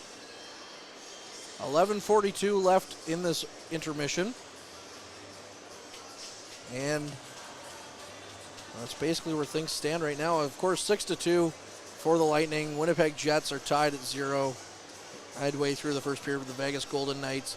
New York Rangers taking down the New Jersey Devils 5-1 today. And Seattle and Colorado about to get started here in 8 minutes. And, of course, if you're the Blue Jays, you're much happier with the effort today as they're beating the Houston Astros currently 4-0. Also, Los Angeles beating the Yankees. The Angels are beating them 5-2 in the bottom of the ninth. Tied at 2 in the bottom of the ninth between the Twins and Red Sox. The Texas Rangers are up 8-2 on the Kansas City Royals. In the top of the 7th, the Arizona Diamondbacks have a 7-3 lead on the St. Louis Cardinals. The Pittsburgh Pirates are up 5-3 at the top of the 5th. In that one, the Chicago Cubs and the Oakland Athletics are knotted up at 0 in the bottom of the first, or top of the first. Milwaukee up 1-0 on Seattle. And at the bottom of the first is 0-0 between Atlanta and San Diego. Some final scores in Major League Baseball. Detroit beating Cleveland 4-3. Philadelphia winning 7-4 on Chicago. Detroit also playing Cleveland again, 1-0. Tampa Bay shutting out the Cincinnati Reds 10-0. San Francisco Giants falling to the Marlins 4-2. Baltimore up 1-0 against the Washington Nationals. And the Chicago White Sox are beat the Philadelphia Phillies 3-0, as I'm getting my hockey and my baseball confused. That being said, we do have another clip from the Frontline podcast to send your way, kind of recapping the Powassan Voodoo season a little bit. So enjoy as Ben Sargent, Matt Sukram, and myself pretend to be experts and talk to you about the Powassan Voodoos here on the Frontline Game Day broadcast. The Frontline starts now. We had Peter Goulet on most recently, who was teeing up the Powassan Voodoos versus Timmins Rock. And as we all know, that series didn't really go the way that many had hoped. I think everybody kind of had a sense that Timmins was Powassan was going to have a tough time with Timmins because, well, Timmins finished first in the league for a reason. They were one of the best teams in the league for sure. However, I think a sweep is a little bit disappointing, but the Voodoos now get to focus on next season. And Matt, you called 2 of those games here at home. Let's start with your thoughts on that. What the games that you got to see here in Powassan? Timmins came as advertised, I guess. Yeah. They scored 5 goals in each of the last 3 games, and they were built as a team that didn't rely on just one line of offense, and it showed. They were a tough team to stop. They were big, they were skilled, they were fast. And the problem for the Voodoos was, even though they shut them down at times and they were maintaining a lot of puck presence in the attacking zone, the 2-headed goaltending tandem of Jacob Brown and Patrick Boivin were just way too much to solve. I mean, both those goalies, basically they split the season in half, more or less, and they each ended with a goals against average under 2. Yeah. Ridiculous. So even if you're able to shut them down offensively, it's still such a tall task to be able to score against them. They managed. So here's the thing. The Rock managed 5 goals in each of the last 3 games.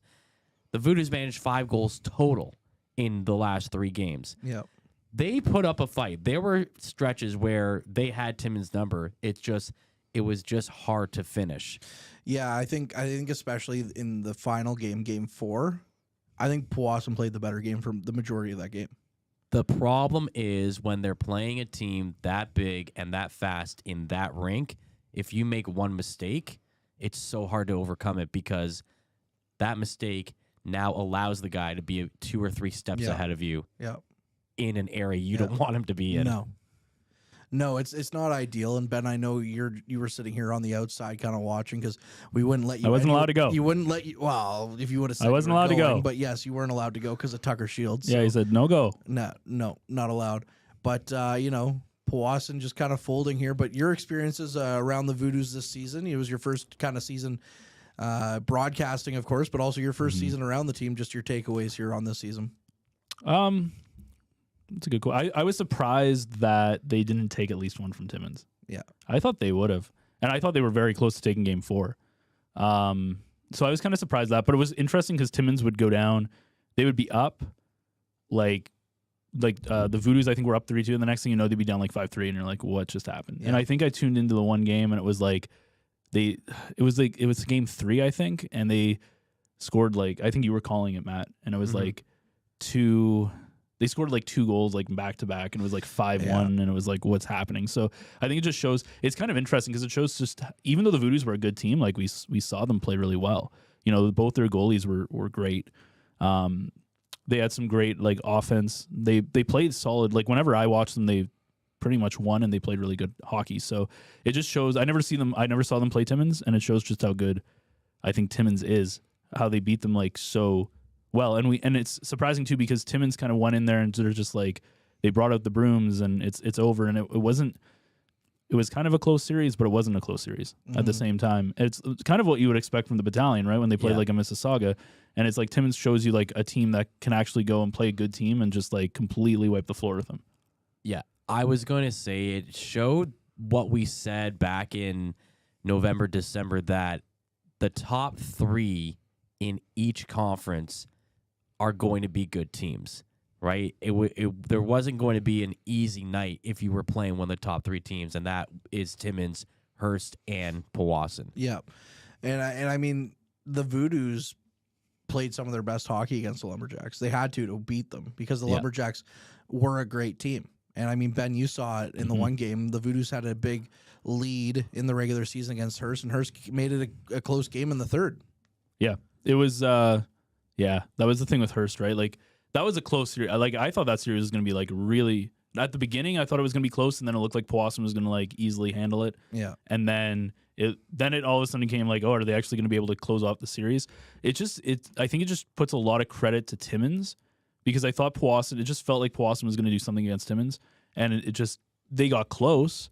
But like every time you check the score, it was just like Timmins runs away with the game. And I know I didn't call any of the games, but I imagine like you guys being there, it probably didn't feel like it probably felt like it was all Timmins, right? So no, actually, I thought there were stretches where Powassan was the better team and shut them down. What Timmins had going for them though was when they wanted to turn it on, they did. Yep. And it was so hard to stop them. And they had. In every game, they had one big period. In game 1, they scored, 4 goals? No, in game 1, they scored 3 goals in the third period. Game 2, they scored 4 goals in the third period. And then it was basically the same thing in games 2 and 3. In game 2 was 3 goals in the second period. And then in game 4 was 3 goals in the third period again. So it's just, okay, you stop them for 40 minutes. They just had that extra pedal there in whatever 20-minute frame that they put it on together, and it was hard to stop that wave of momentum. Yeah, there were moments for sure, especially because watching games 3 and 4 where I was down in the corner with Chris Dawson, who lives or dies by every play, but he has a really good feel on the game. Obviously, he built this team. He has a really good feel, and he can see things that are happening that I don't pick up on. And I mean, like I keep admitting, I'm not an X's and O's guy. I just sit there, I see the big picture, okay, and I look at certain stats to be like, okay, this team played better, but they lost or whatever, whatever happens. But he had a really good feel, and for most of that fourth game, it felt like game 5 was happening. The way that, he's seeing it, the way that I'm sitting there looking at, my heart breaks for Daniel DeRoccolo with that goal that ended up being the game winner, because he had everything on that play. I thought he played really well for somebody who hadn't played in 2 weeks as a 17, 18-year-old coming in here with the season on the line. But yeah, he just opened up just ever so slightly. He got 99% of that shot, and he just squeaked in past his blocker, handed against his body, and it just broke my heart because I had a front row view of that one. Same thing with the meals are a special time for families to gather, share their day, and spend quality time together. Those dinners are made extra special when you add tropical produce found in the markets and grocery stores that carry La Huerta imports. La Huerta knows the importance of family, so they know which quality products make the best quality meals for your customers, whether it be Mexican Hass avocados, Brazilian figs, Ecuadorian red dragon fruit, or something just as exotic and special. To get your supply of the best tropical produce at competitive prices with brands buyers trust, contact La Huerta Imports at 705-752-1478. Community engagement is one of our core focuses at McDonald's. The key is finding the right people who are passionate about the same things we are, helping kids be kids. McDonald's proudly supports local organizations such as the North Bay Regional Health Center Foundation, Big Brothers Big Sisters, One Kids Place, the Children's Aid Society, and Ronald McDonald House Charities. Stop by McDonald's on 1500 Fisher Street, North Bay, to see how we can serve you and the community every day. Hey there, I'm Mike the Financial Advisor. When you strip it down to its core and you take away all the industry jargon, I help people solve financial concerns. So if you're concerned that you'll never save enough to retire comfortably, or that your kid is going to graduate post-secondary $40,000 in debt, or maybe even that life is going to take a really unfortunate sideways turn and somebody is going to have to open a GoFundMe page for you and your family, I can help you prevent all of those things from happening. If you want to see how, you can find me on Facebook, Instagram, and TikTok. Just do a search for Mike the Financial Advisor. You should find me.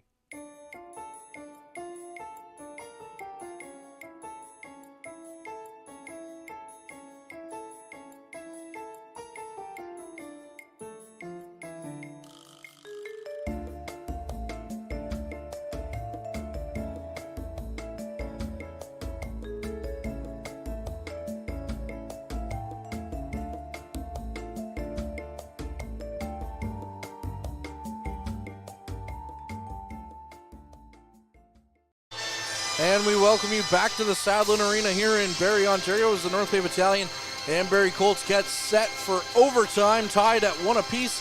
I'm Courtney Kenny, he's Ben Long, and we're getting set for the opening draw here of overtime. These two teams went to overtime in an eventual 3-2 Barrie Colts victory in Game 1 of this series. And the Battalion came back with a nice 5-2 victory in Game 2. And now we're all tied up at 1 here, looking for a team to take advantage here in this series. Shots on goal, 34-16 in favor of the Colts through 60 minutes of hockey. The Colts in their home blues are going left to right this period, and the Battalion in their home whites are going road whites are going right to left. I'm so used to doing games at Memorial Gardens, I keep saying home jerseys, but it's not.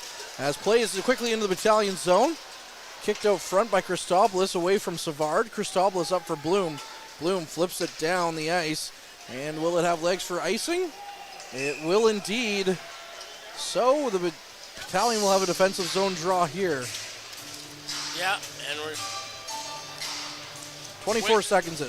Yeah, I'm waiting to see if who comes out with having the most step. I haven't seen either team particularly show a spark yet in this overtime period, and I'm just looking to see who's going to get it's that been one. 24 seconds. Well, yeah, that's what I mean, right? Like, we're going to be seeing that in the next couple minutes here, who really has this drive to take this one home. Hache back to Clark. Clark sends it in deep for McDonald. McDonald couldn't get to the puck before Winslow. Now McDonald battling for it, gets it up to the near side wall for Zito. Zito loses control and goes to Hache. Takes a shot, kicked away by Christopoulos. Now it's out front. McDonald gets to it. McDonald looks up ice, looks for Zito, and we'll get another icing call here against the Battalion with 47 seconds now gone in this overtime period, all tied up at 1 apiece. Yeah, we at the start of at the start of the second period, we had a good stretch there without any face-offs, and now we're going the other way in overtime here. An interesting with 2 icings in a row, with North Bay having the long change here. We'll see what they try and do here to maybe try and get some of those defenders off the ice. Zito in for the draw against Weigel. Zito showing the gate. McDonald now coming in. Or rather, no, they'll keep Zito in after telling him bye, and then they told him to come back. Zito wins it, but the Battalion don't have possession right away. Now they do as Zito goes down the ice against Hache. McDonald tied up. No call coming from that one. And now Weigel over to Clark. Clark sends the puck down the ice, and his lob gets to it and sends it right back in as the Battalion go for a quick change here to get the beleaguered group of defenders off the ice. They counter with Arnsby, Van Steensel, and Ertel. Hache out of his zone. Sends the puck down the ice, and now Barrie will get a taste of their own medicine here with an icing call against them. And the Battalion will get to start off in the offensive zone. Yeah, and all it takes now is, I've probably said too many times already tonight, but it only takes one shot, one good chance to end the game at this point. So the deficit on the scoreboard means nothing in terms of shots on goal. 18:42 here in this overtime period. Arnsby losing the draw. Clark picking it up off the draw. Sends the puck down the ice. Can't get it out as Ertel gets to it. Ertel keeps it in. Takes a shot over the net of Thornton. Kept in by Lucan. Lucan with a chance. Kicked aside by Thornton. Battalion with the first 2 real looks here of their overtime. Send the puck down. Now Cardwell gets to it. Hislop over for Lucan. Lucan up the ice. That's going to be picked off by Hache, but he can't hold on to it. And the puck quickly back up for Arnsby. Arnsby over for Van Steensel. Van Steensel tripped up by Matthews. No call coming on that one, as it'll be interesting to see what is legal and what isn't here in overtime. Ertel in his own zone to Christopoulos. Christopoulos looking up ice now as the Battalion coming in. Petrov looking out front for Jackson as they had a makeshift 2-on-1. Now a good chance by Ertel as he was falling to the ice, just tipped the puck away. And the Battalion fans in the corner liking that a little bit here as the troops finally showing some life here. Yeah, and to show a little life, we have Petrov making some little actions at show watch there. Just kind of skates up to him after Wilson and bumps into him a little bit. No hitting, no real scrum, but showing I'm going to be here and getting your way a little bit. Akey to Cholach. Up the ice now to York. York flips the puck in. It's going to go down to the Battalion corner. Brustowski hit hard in the corner, as well as Christopoulos gets the puck out in front of his net. Now Romani with a loose puck. Flips it down the ice and will chase after it. Romani had the puck knocked away by Thornton. And now York trying to go the other way. Gets it up to McDonald. McDonald has the puck knocked away from Christopoulos. And Romani skates the puck up the ice. Being harassed by McDonald. Gains the zone. Goes cross ice to Petrov. Petrov wound up. Took a shot, fanned on it though, as the puck never really settled down either in front of him. Frasca held up. Petrov knocks the loose puck over into the center of the ice, but couldn't get a good pass away. Now Frasca's going the other way. Frasca cross ice. Kavanaugh skating in. Looks out front. And Barrie wins it in overtime. Up 2-1 here. As Jacob Frasca found a wide open net and the Colts finish it. Yeah, that was just a really solid rush by Barrie. DiVincentis didn't have much chance for him. They got overtime. He would have had to cheat and left the post early and would have left the open net. So there's not much he could do. And it was just, a quick, good break for Barrie, and they capitalized on it tonight. Well, we'll tell you the 3 stars of the game, and that'll be it for this one. As the Colts, Kavanaugh once again involved there. Rather, was that Savard? It was. Public enemy number 1 for North Bay. As the Colts take a 2-1 series lead here at the Sadlin Arena. And a 2-1 series lead as well. The Battalion missing Ty Nelson through the last half of that game. Yeah. Don't really know what else to tell you here at home. Other than disappointment, disappointment, disappointment. Yeah, Barrie is very excited with that win over there, and I think that's more spark than we saw in the whole overtime period so far. Now they're certainly taking their time getting off the ice, so 35-18 the shots on goal in favor of Barrie at the end of this one. And like I said, you can sum it up with one word: disappointment. Yeah, and it's a hard one when you have, Dom DiVincentis, for example, 2 goals against and 35 shots. He put up a stellar effort. At the other end, we had Thornton, who let in 1 goal on 18 shots. Not a shabby effort on his part either. We had goaltending really play such a big factor in this game, and they just haven't.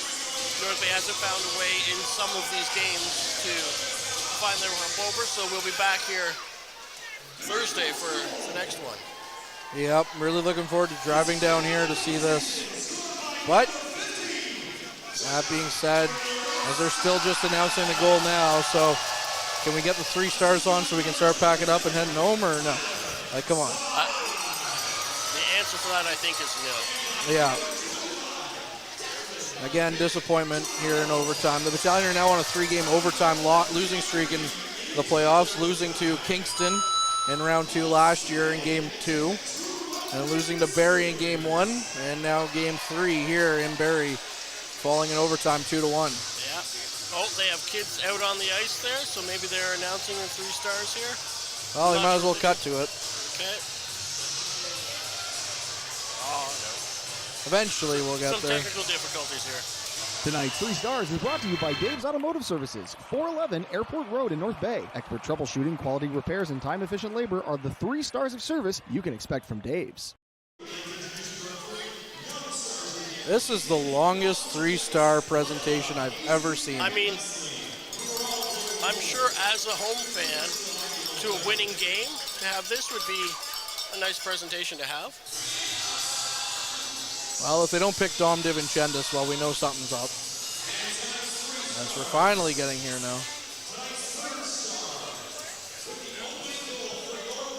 So Ty York getting the 3rd star. Yeah.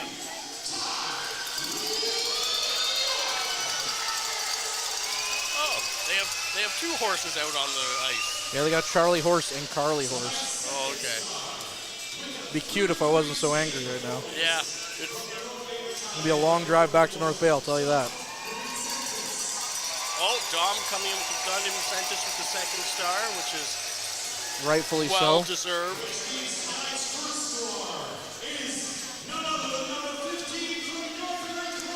Jacob Frasco with the first star of the game, so Colts taking home 2 stars here. Dom DiVincentis rightfully getting his second star. Anyways, with that being said, thank you for being along for the ride here in Barrie. Of course, you can sum this up again with one word: disappointment. So, the North Bay Battalion now find themselves down 2-1 in this best of 7 series. And game 4 will go Thursday night at 7 o'clock. Right here from the 7:30, right here from the Sadlin Arena. Game 5 will go Saturday at Memorial Gardens. I'm Courtney Kenny, he's Ben Long. As always, keep your eye on the front line. Average Joe's Eatery and Patio Bar is North Bay's only year-round lakefront restaurant. On the shores of beautiful Trout Lake, we have been serving delicious food and stunning views since 1999. Indulge in one of our delicious menu items or simply sit with a cocktail in hand and watch the beauty of Trout Lake before your eyes. Check us out online at averagejoes.net or visit us in person at 3501 Trout Lake Road, North Bay. As a Canadore College alumni, you have access to perks. Canadore Alumni Perks. This is a lifetime membership that includes special access to great offers, opportunities to get involved, and so much more. Graduates can access discounts and special offers from businesses and hotels locally, across Canada, and internationally. Get information on special events and news, or access the alumni job portal. Keep in touch with Canadore's alumni office. Visit canadorecollege.ca/perks. Great things happen here. You rely on your vehicle to take you to the places that matter most to you. So bring your vehicle to the team you can rely on to keep it running at its best. Dave's Automotive Services. Whether you're getting your car or truck ready for the season with a tire change, making sure you're safe on the road with an inspection and certification, or doing your due diligence to keep your vehicle in tip-top shape with regular maintenance, Dave's Automotive Services has you covered. Expert troubleshooting, quality repairs, and time-efficient labor are the 3 stars of service you can expect when you bring your car or truck to Dave's Automotive Services at 411 Airport Road. Call 705-478-5544 and book your appointment today. The Frontline Podcast, Season 3. Courtney Kenny, Matthew Sukram, Derek Lindemann, Bob Coles, and Ben Long bring you closer to your favorite teams like never before. Covering everything to do with hockey in the North Bay area, exclusive interviews with the North Bay Battalion staff and players, expert analysis on the OHL, NOJHL, and more, keeping you up to date on all things Voodoos, Trappers, Lakers, and more. It's a new season, it's a new adventure. The Frontline Podcast Season 3. Available wherever you download your favorite podcasts.